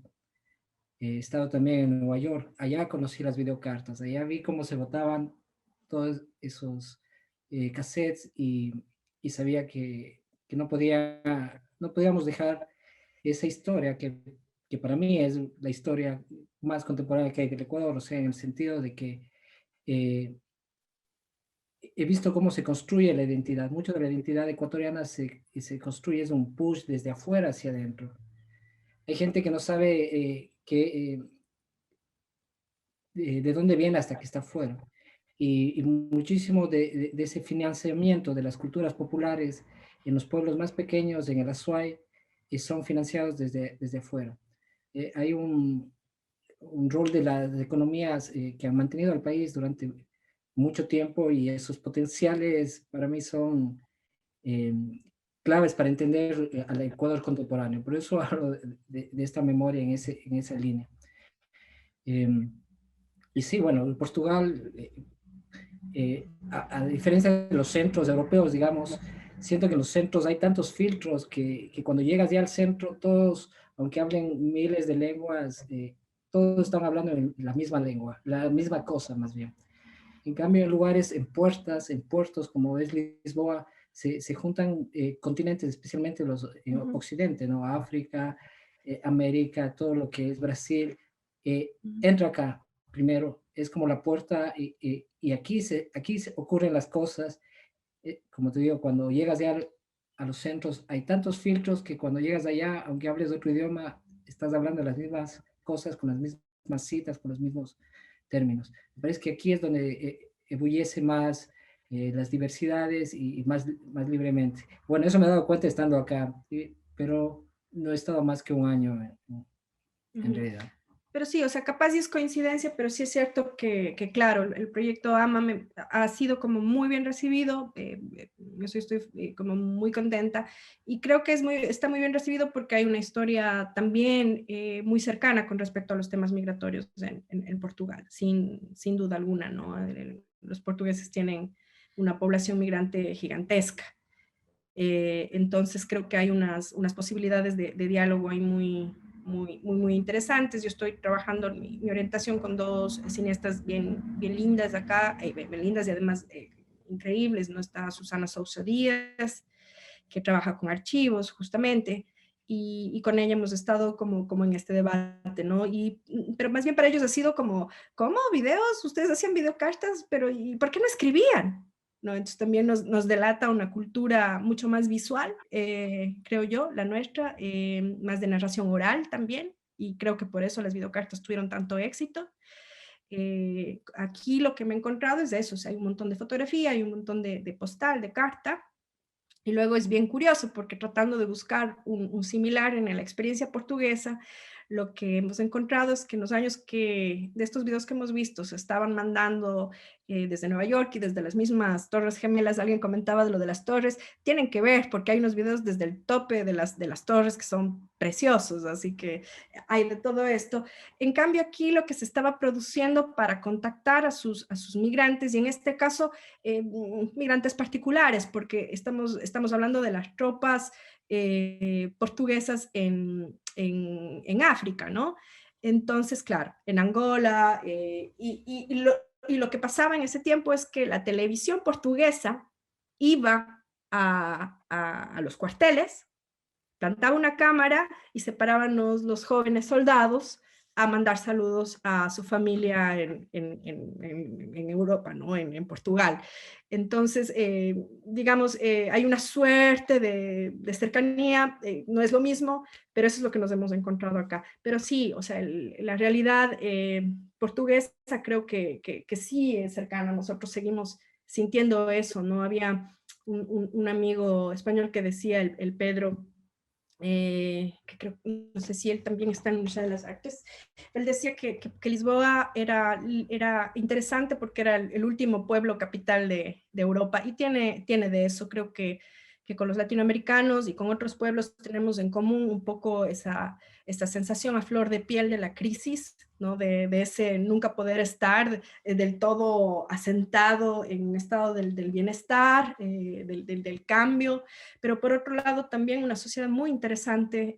Yo todavía no tengo respuestas, no acabo de entender políticamente cómo se dieron las cosas acá, pero por otro lado muy de avanzada en cuestión de derechos, ¿no?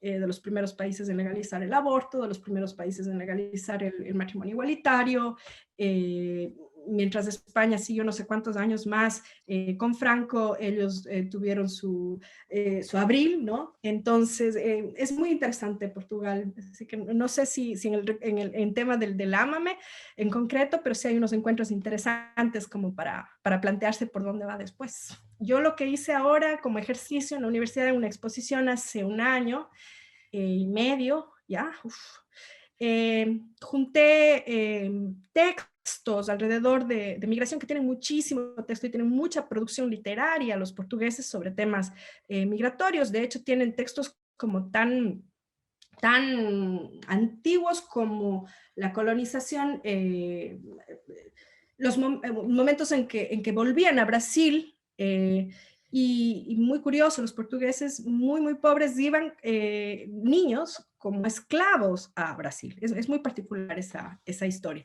Lo cierto es que tienen una producción literaria muy interesante alrededor del tema migratorio, y lo que hicimos es sobreponer estos textos migratorios portugueses a las videocartas nuestras, escoger como fragmentos que al final dialogaban o se encontraban, ¿no? Se chocaban.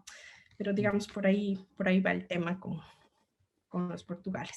Se me hace muy interesante cómo la carta, el documento escrito, el audio terminan siendo un auxiliar de la memoria. Muchas veces ya nos recordamos cosas y vemos la imagen, vemos el video y es, sí, mira, ahí estaba, ¿no? Yo estuve ahí. Es este auxiliar de la memoria porque vas perdiendo muchos recuerdos. Entonces creo que de alguna manera es también recon- reconstituir una historia. Lo que ustedes han hecho es eso, una historia de los otros, una historia con minúscula, una historia mínima de alguna manera, la otra historia, ¿no? De la otredad. Y eso creo que es impresionante, un trabajo sumamente interesante. Igual alguien preguntaba por ahí algo sobre el contacto que pueden tener con artistas que trabajen sobre este tema allá en Portugal. Si están, han hecho, han conocido a alguien más, están relacionados con alguien, con artistas de allá. Y algo más, algún comentario. Perdón que estoy perdida entre buscar un video también.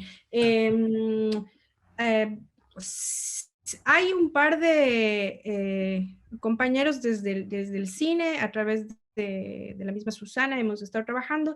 Hay más trabajo con relación a las migraciones africanas, ¿no?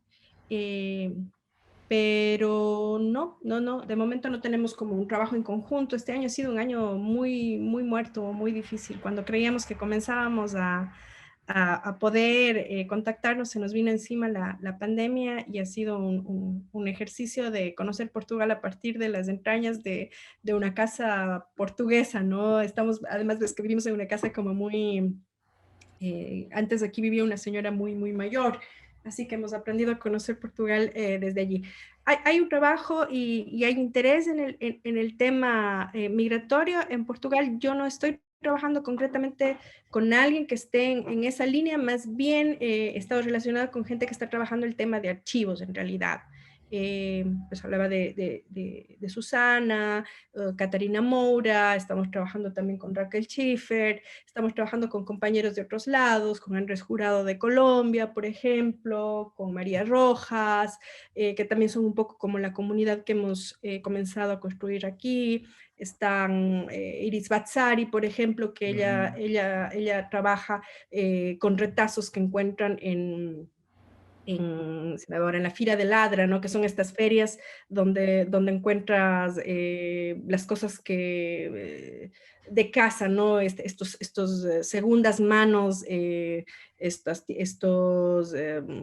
estas antigüedades, ¿no? Pero allí en la calle. Entonces Iris trabaja, por ejemplo, con este tipo de archivos. Es más bien un poco el contexto con Lorena Tavares, por ejemplo, también colombiana, que trabaja archivos de performance. Sería muy interesante contactar con ella, por ejemplo, pero en todo caso, encantadísimos de poder crear cualquier tipo de vínculo que ustedes estuvieran interesados en hacer como grupo de investigación. Sería realmente un gusto, ¿no?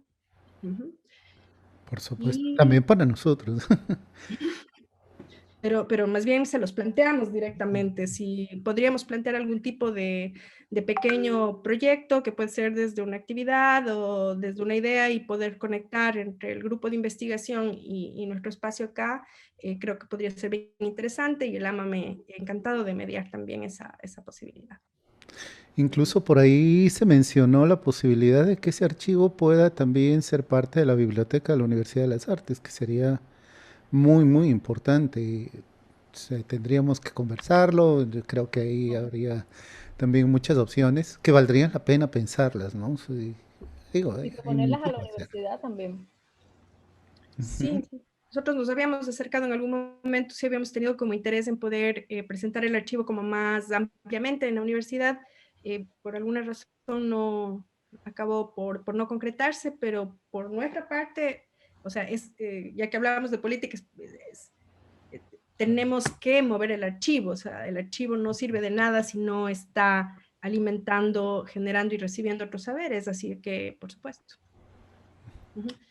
Les No sé ponemos... si alguien quiere hacer algún comentario, alguna pregunta extra, ustedes mismos, algo más que decir, que se quedó pendiente, ¿sí? Nosotros teníamos aquí ya como videitos, pero a mí sí disfrutaría mucho de escucharles. Yo creo que todos hemos más estado que extasiados, escuchándoles, viendo es decir, la manera en que han compartido también todo el trabajo de investigación que por tantos años han hecho, ¿no? Y que reúne realmente tantas complejidades. Bueno, políticas personales, de intimidad, ¿no? De límites, de hasta dónde relevar o no, de no intervención y de intervención también performática, que eso me parece igual, pues en el proyecto de ustedes una relación interesante, ¿no? Es decir, hasta dónde dejan que corra la narración en esa primera persona, sin esa construcción de un discurso, digamos que montado, planificado, dirigido, sino que corra natural, ¿no? En voz de los mismos actores que de hecho no nos narran a nosotros sus historias, las narran a su propia relación de grupo, a su propia familia, a su propio núcleo, y nos hacen partícipes pues tiempo después, ¿no? Esa relación también atemporal, ¿no? Es decir, relacionar procesos migratorios tan complejos y tan diferentes. El Ecuador es de los años 80, que fue un proceso migratorio más marcado por la ruralidad, por las masculinidades, en el contexto de los Estados Unidos, es de los años 90, diferente, donde la mujer en Europa pues es la partícipe de esa cadena migratoria, la que deja atrás ya no es la esposa, deja atrás a los hijos. El hombre en los 80 quien dejaba atrás era la esposa y a los hijos, y la mujer tiene una participación activa en la vida rural en la provincia de La Suay, sobre todo. Y recuerdo los documentales también de Mónica Vázquez de los años 80, de Tiempo de Mujeres, por ejemplo, pero construye un discurso, construye un discurso desde arriba, ¿no? Es decir, va a la región de Santa Rosa, registra documentalmente esa participación de la mujer que se queda sola en el campo por un proceso migratorio que lleva a un desgaste poblacional, ¿no? Pero hay un discurso ahí intencionado y en el trabajo de ustedes, pues para nada, ¿no? Es decir, esa intención se desdibuja, se retoma después en algunos momentos, y cuando trabajamos, es decir, este tema cuando van ustedes a organizar también un poco el archivo, ¿no? Para incluso hacer búsquedas más como que dirigidas, es decir, temas del avión, es decir, lo que cuando pues mencionaban esa parte, es decir, hay una intención al menos de dirigir el discurso, pero lo dirigen a partir de lo que les arroja ustedes mismos al archivo, de lo que narran las personas, de lo que ustedes ven que se repite constantemente, y eso es lo que tratan un poco de singularizar, pero quedan muchos otros temas, ¿no? De conversación que están ahí para la interpretación de los artistas, para la interpretación de los investigadores, para el mismo uso, ¿no? que las familias le quieran dar, para la intención mala o buena, positiva o mala de los estados también, en la medida en que, por supuesto, perciben, ¿no? que este archivo pues tiene que ser parte de una política pública de preservación también patrimonial. Y ahí, bueno, pues va a ser innegable pues también una dimensión política que los estados siempre le dan a la construcción del discurso es decir, a la memoria, ¿no? Y cómo lo manejan o no, en función también de las coyunturas. Entonces, yo he estado realmente maravillada, he estado ahí poniendo algunos comentarios dentro del chat, pero sin quererles interrumpir, porque lo que quiero es, pues entender también, ¿no? Es decir, ver todo este mundo que ustedes han levantado con tanto esfuerzo, con tantas dificultades, que rompe tantas barreras, tantos límites que son muy sensibles, muy difíciles, ¿no? En lo personal, que recorre muchos momentos así de la historia, por decir, la historia migratoria del Ecuador, marcada por tantas singularidades, pero que atraviesa dos temas que yo creo que son interesantes en este uso, es decir, en esta construcción simbólica que decías del migrante como cajero, ¿no? Pero es cajero de nostalgia y cajero también de un modelo de éxito que se intenta el mismo autorrepresentar y que trata de llevar a su familia, porque no vas a decir, bueno, toda esta laguna de la nostalgia, todo este sufrimiento, toda esta separación, tiene necesaria o obligatoriamente que terminar en algo positivo. Y el que se queda incluso en Ecuador, pues también dice lo mismo, ¿no? El que está allá tiene obligatoriamente que estar bien, no puede no estar bien, aunque sepa que estés mal, pero obligatoriamente tiene que estar bien. Es como un recurso de un escape a la realidad concreta, que siempre la migración es como que muy sutil, ¿no? Y yo creo que se repite en todos los contextos, y ahora igual como migrante cubana, ¿no? Cuando hablo con mis amistades en Cuba es lo mismo, yo necesariamente tengo que estar bien, así esté con miles de trabajo, añoré a mis padres, haya pasado por rupturas que son difíciles, por momentos en los que no he podido ir a Cuba, no importa, tengo siempre que estar bien. Es esa imagen de éxito que me tengo que autoconstruir a mí y que transmitirle a los que dejo atrás, ¿no? Entonces, pues es muy significativo. Y bueno, pues ojalá que dentro de la universidad igual podamos retomar ese contacto que ustedes comenzaron a hacer en algún momento, que la universidad pueda servir como plataforma para poder impulsar alguna política ya desde lo institucional, por supuesto, no puede ser una política pública, pero una política desde lo institucional que permita también un trabajo sobre todo respetuoso, correcto, con esa memoria histórica, con ese archivo de memoria que ustedes han registrado, que no debe perderse, que debe estar constantemente enriqueciéndose, que debe dar paso a nuevas construcciones de esas migraciones de ahora, de los años 2019, 20 en adelante, y que tendrá pues también nuevas dinámicas, que tendrá nuevas tecnologías, que tendrá pues nuevos derroteros también, ¿no? Yo creo que está comenzando que hay como que un nuevo rumbo hacia los Estados Unidos, que ya cambia cualitativamente mucha de la relación, mucha también del tránsito, hacia cómo llegar y cómo insertarse. Es decir, diferente, por ejemplo, al último momento así migratorio importante del Ecuador de inicios de los 2000, ¿no? Protagonizado fundamentalmente Europa. Entonces, yo estoy súper agradecida porque hubiesen atendido a la invitación que les tendimos como grupo de trabajo. Deseosa de que puedan seguir pues construyendo junto con nosotros una plataforma que permita pues seguir difundiendo estos resultados, que les permita también a ustedes contar con un apoyo al menos institucional, al menos grupal, de trabajo también, de redes, de relaciones. Yo en algún momento igual les comentaba cuando Melina, usted hablaba de de que había hecho como que un trabajo con textos de la Academia Portuguesa sobre migración y los había estado montando, sobre sus videocartas también. Yo pensaba, tan más que la Academia igual portuguesa, la Academia brasileña, y si puedo pues trabajar con algunas amigas mías que han trabajado el tema de la migración, y una migración triangular de africanos hacia Brasil, de Brasil hacia Portugal, de brasileños en Portugal, y de ida y de vuelta. Igual le puedo buscar ahí contactos, ayudarle a emplear la red. Por supuesto no son artistas, son sociólogas, antropólogas, pero bueno, puede servir también pues para algo, ¿no? Muchas cosas a veces van apareciendo en el camino de la investigación y uno las van a tiempo después, ¿no? En ese retomar constante del pensamiento, de lo que uno está haciendo, de cómo también la vida nos va llevando. Entonces yo muy agradecida a ustedes de que hayan aceptado la invitación, de que hayan compartido de una manera tan diáfana, tan extendida toda su experiencia creativa, reflexiva, todo su trabajo de investigación, y también a las familias, por supuesto, que han abierto esas videocartas y que permiten que las usemos y que las podamos ver. Gracias a ustedes, imagínate. Gracias. Mira que con lo que decía Julianela, yo estaba pensando mucho en esta especie de complejo de India María que se da, porque claro, ya no son ni de aquí ni de allá, ¿no? O sea, hay gente que se ha ido y no termina de adaptarse, pero que tampoco puede regresar porque ya no logra acostumbrarse o reacostumbrarse a su espacio original.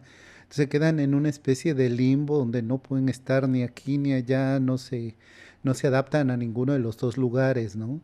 Y creo que pasa muchísimo, ¿no? Digo, a nosotros mismos posiblemente nos sucede eso de readaptarse porque es cambiar otra vez el cassette, ¿no? Volver a otra cosa, a otro estilo de vida, pero también es muy difícil adaptarse. Digo, entiendo que, por ejemplo, en Nueva York hay comunidades de cuencanos que se vinculan entre cuencanos, no se hablan incluso con los quiteños, así muy cerrados, ¿no? Manteniendo su propio estilo de vida, transportándolo a otros lugares. Cerrados en eso, con las mismas tradiciones, a veces ni siquiera hablan el idioma, ¿no? No lo aprenden porque están tan vinculados entre ellos. Entonces también esas cosas son problemas que se están dando en las construcciones de identidad, que creo que es lo otro, ¿no? Porque en medio de ello surgen todos estos conflictos identitarios que tienen que ver con el cómo nos vemos, cómo nos construimos, con nuestros propios procesos culturales, y en medio de ello también repensar cómo hacemos esta identidad, que yo creo que además el trabajo que ustedes han hecho es fundamental en ese sentido, ¿no? Los procesos de identitarios, el cómo se siguen viendo las personas que hablan ahí, el qué aparentan, el qué quieren mostrar, el qué quieren, el qué no quieren mostrar, además, igual también, el que sí están dispuestos a decir, ¿no? Esta señora que habla ahí a su hijo y le dice, ¿no? O sea, al principio vamos a estar bien, pero ya luego voy a tener que castigarte porque te estás portando mal. O sea, todo eso que en un primer momento es todo maravilloso y amor, pues es también después jalarle las orejas y tomar otra actitud, ¿no? O sea, asumir su papel de madre. Pero en medio de esas relaciones creo que son súper complejas, ¿no? Porque también nos pone como individuos en un conflicto enorme, ¿no? El no saber cómo mismo relacionarse con el otro, cómo mismo construirse uno mismo como persona, y en tener que vincularse con contextos distintos que también somos eso, ¿no? O sea, somos constituidos como textos dentro de contextos. Entonces, eso se me hace sumamente interesante, muy complejo además, y creo que el trabajo que ustedes han hecho es fundamental para repensar todo esto. Muchas gracias. No, gracias. Ahí es que me quedan así los inputs estos que ustedes acaban de hacer, a mí me hacen como golpetear otras cosas que están allí, ¿no? O sea, el valor ya no desde hecho social, digamos, alrededor de la videocarta, el hecho político, económico, histórico, sino como medio de lenguaje, ¿no? Como medio que contiene un lenguaje determinado. Creo que es muy interesante, y creo que es muy interesante también porque es un aporte desde una realidad concreta. Me refiero a que yo con todo este tema he estado haciendo un análisis desde el punto de vista del cine doméstico. Y es muy interesante ver cómo, otra vez, también desde el cine doméstico, lo que tenemos hoy día teorizado es una teoría absolutamente eurocentrista y gringa, ¿no? Y estadounidense, en la que se narra y se construye el género desde unos presupuestos que para la videocarta no existen, ¿no? Desde unas características que implican... va poniendo una pantalla aquí, no les veía, que implica el construir esa memoria que se hacía en el cine de las casas, ¿no? Para recordar en familia lo que habíamos hecho en familia, y que como película se reconstruye cuando nos sentamos toda la familia a ver esa película que grabamos hace un año, y entonces estamos todos los que estábamos ahí, o muchos los que estábamos ahí, reconstruimos. Y el cine doméstico se ha leído desde allí, o sea, y el género se plantea a partir de unas características de lenguaje, de construcción de lenguaje, de construcción de narrativas, que implican unas condiciones sociales determinadas. Entonces, cuando contrastas el cine doméstico, pones delante y dices, a ver, ¿las videocartas son cine doméstico? Sí. ¿Son cine epistolar? También. ¿Pero son cine doméstico? Ok. O son video doméstico, o sea, son audiovisual doméstico, digamos. Dices, sí, sí lo son, pero resulta que están desconocidas dentro de los dentro de los discursos del cine en las teorías que se manejan, o sea, entre las teorías que se están trabajando. Entonces, incluso no solo el discurso a través de las videocartas, sino el hecho mismo del lenguaje no está reconocido teóricamente, no está estudiado, no se entiende por qué es lo que es. O sea, sus características hoy son muy marginales en los análisis que se hacen. Eso es una cosa que a mí me parece bien interesante de sentar, ¿no? con respecto al videocarta. Y luego un segundo tema que a mí me tiene muy adolorida con esto, ¿no? Voy a plantearlo en una pequeñita anécdota para entenderlo. Cuando nosotros nos venimos para acá, una compañera nuestra muy querida, Ruth se llama ella, que durante un tiempo largo nos había ayudado unas 3 horas al día a ayudarnos a cuidar a María. Y por supuesto se acabó siendo nuestra hermana, la hermana mayor de la María, y tuvimos una relación muy linda, y por supuesto nosotros agradecidos de corazón con ella por el papel que jugó en nuestras vidas, ¿no? Y al momento que nosotros nos venimos para acá, Ruth decide que ella estuvo. No pudo entrar a la universidad, estaba con todos los temas que ahora se han discutido tanto con respecto a las entradas a las universidades, las pruebas y demás. Veía su vida atorada, intentó 2 veces conseguir visado para Estados Unidos, fue a México a estar allá para que luego regrese y luego le den todos estos intríngulis que hay de por medio. No le dieron el visado, además lo sabíamos que no le iban a dar. Y a la final, valiente como es ella, decidió irse y se fue por la chacra, ¿no? Se fue por la frontera. Y durante los días de su viaje, mantuvimos contacto todo el tiempo por WhatsApp. Entonces era brutal la comunicación, ¿no? Ya estoy aquí, ya llegaron, estamos en la bodega, se llama esto es aquí, ahora ya estoy en la frontera. O sea, me mandaba las ubicaciones donde estaba, y yo comenzaba a ver todos los reportes alrededor de esa ciudad, de ese pueblo, y no podía dormir porque decía, Ruth, pero usted esto, lo otro, en fin. El cuento solo para decir que en un momento dado, entre las reflexiones de la película, yo le decía a Juan Pablo, decía, yo tengo algunos de estos registros ahí en WhatsApp, no sé qué tan interesantes son, estamos con esta, o sea, de ese diferido de la videocarta a ese estar allí cuando estás pasando la frontera. Y es interesante, pero luego Juan Pablo decía una cosa que a mí me parecía brutal, y es que decía, sí, dice, y hoy día el dueño de todo eso es Facebook, el dueño de toda esa información, de toda esa historia es Google, son las redes, ¿no? Entonces, El proyecto Videocartas todavía rescata como esa construcción que acaba siendo personal, pero hoy día nuestras comunicaciones, nuestras historias están mediadas no solo por tecnología, sino por nuevos dueños de esas memorias. Nosotros estamos peleándonos porque el Estado no ha querido poner un espacio para que esto pueda ser archivado y nos toca jalar el archivo para donde vayamos y ver cómo le hacemos.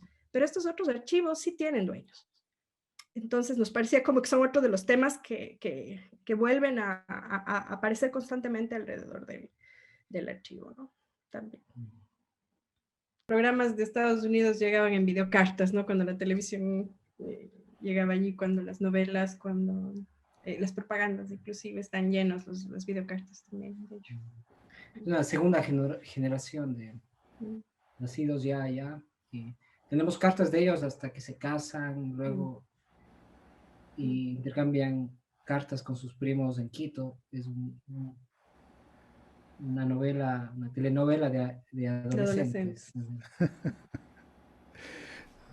Sí, además pensaba en eso, ¿no? Porque de alguna manera hay una especie de... Me sentí con cierto sentido de morbo, atisbando a estas cosas que no deberían interesarnos o no deberíamos tener acceso.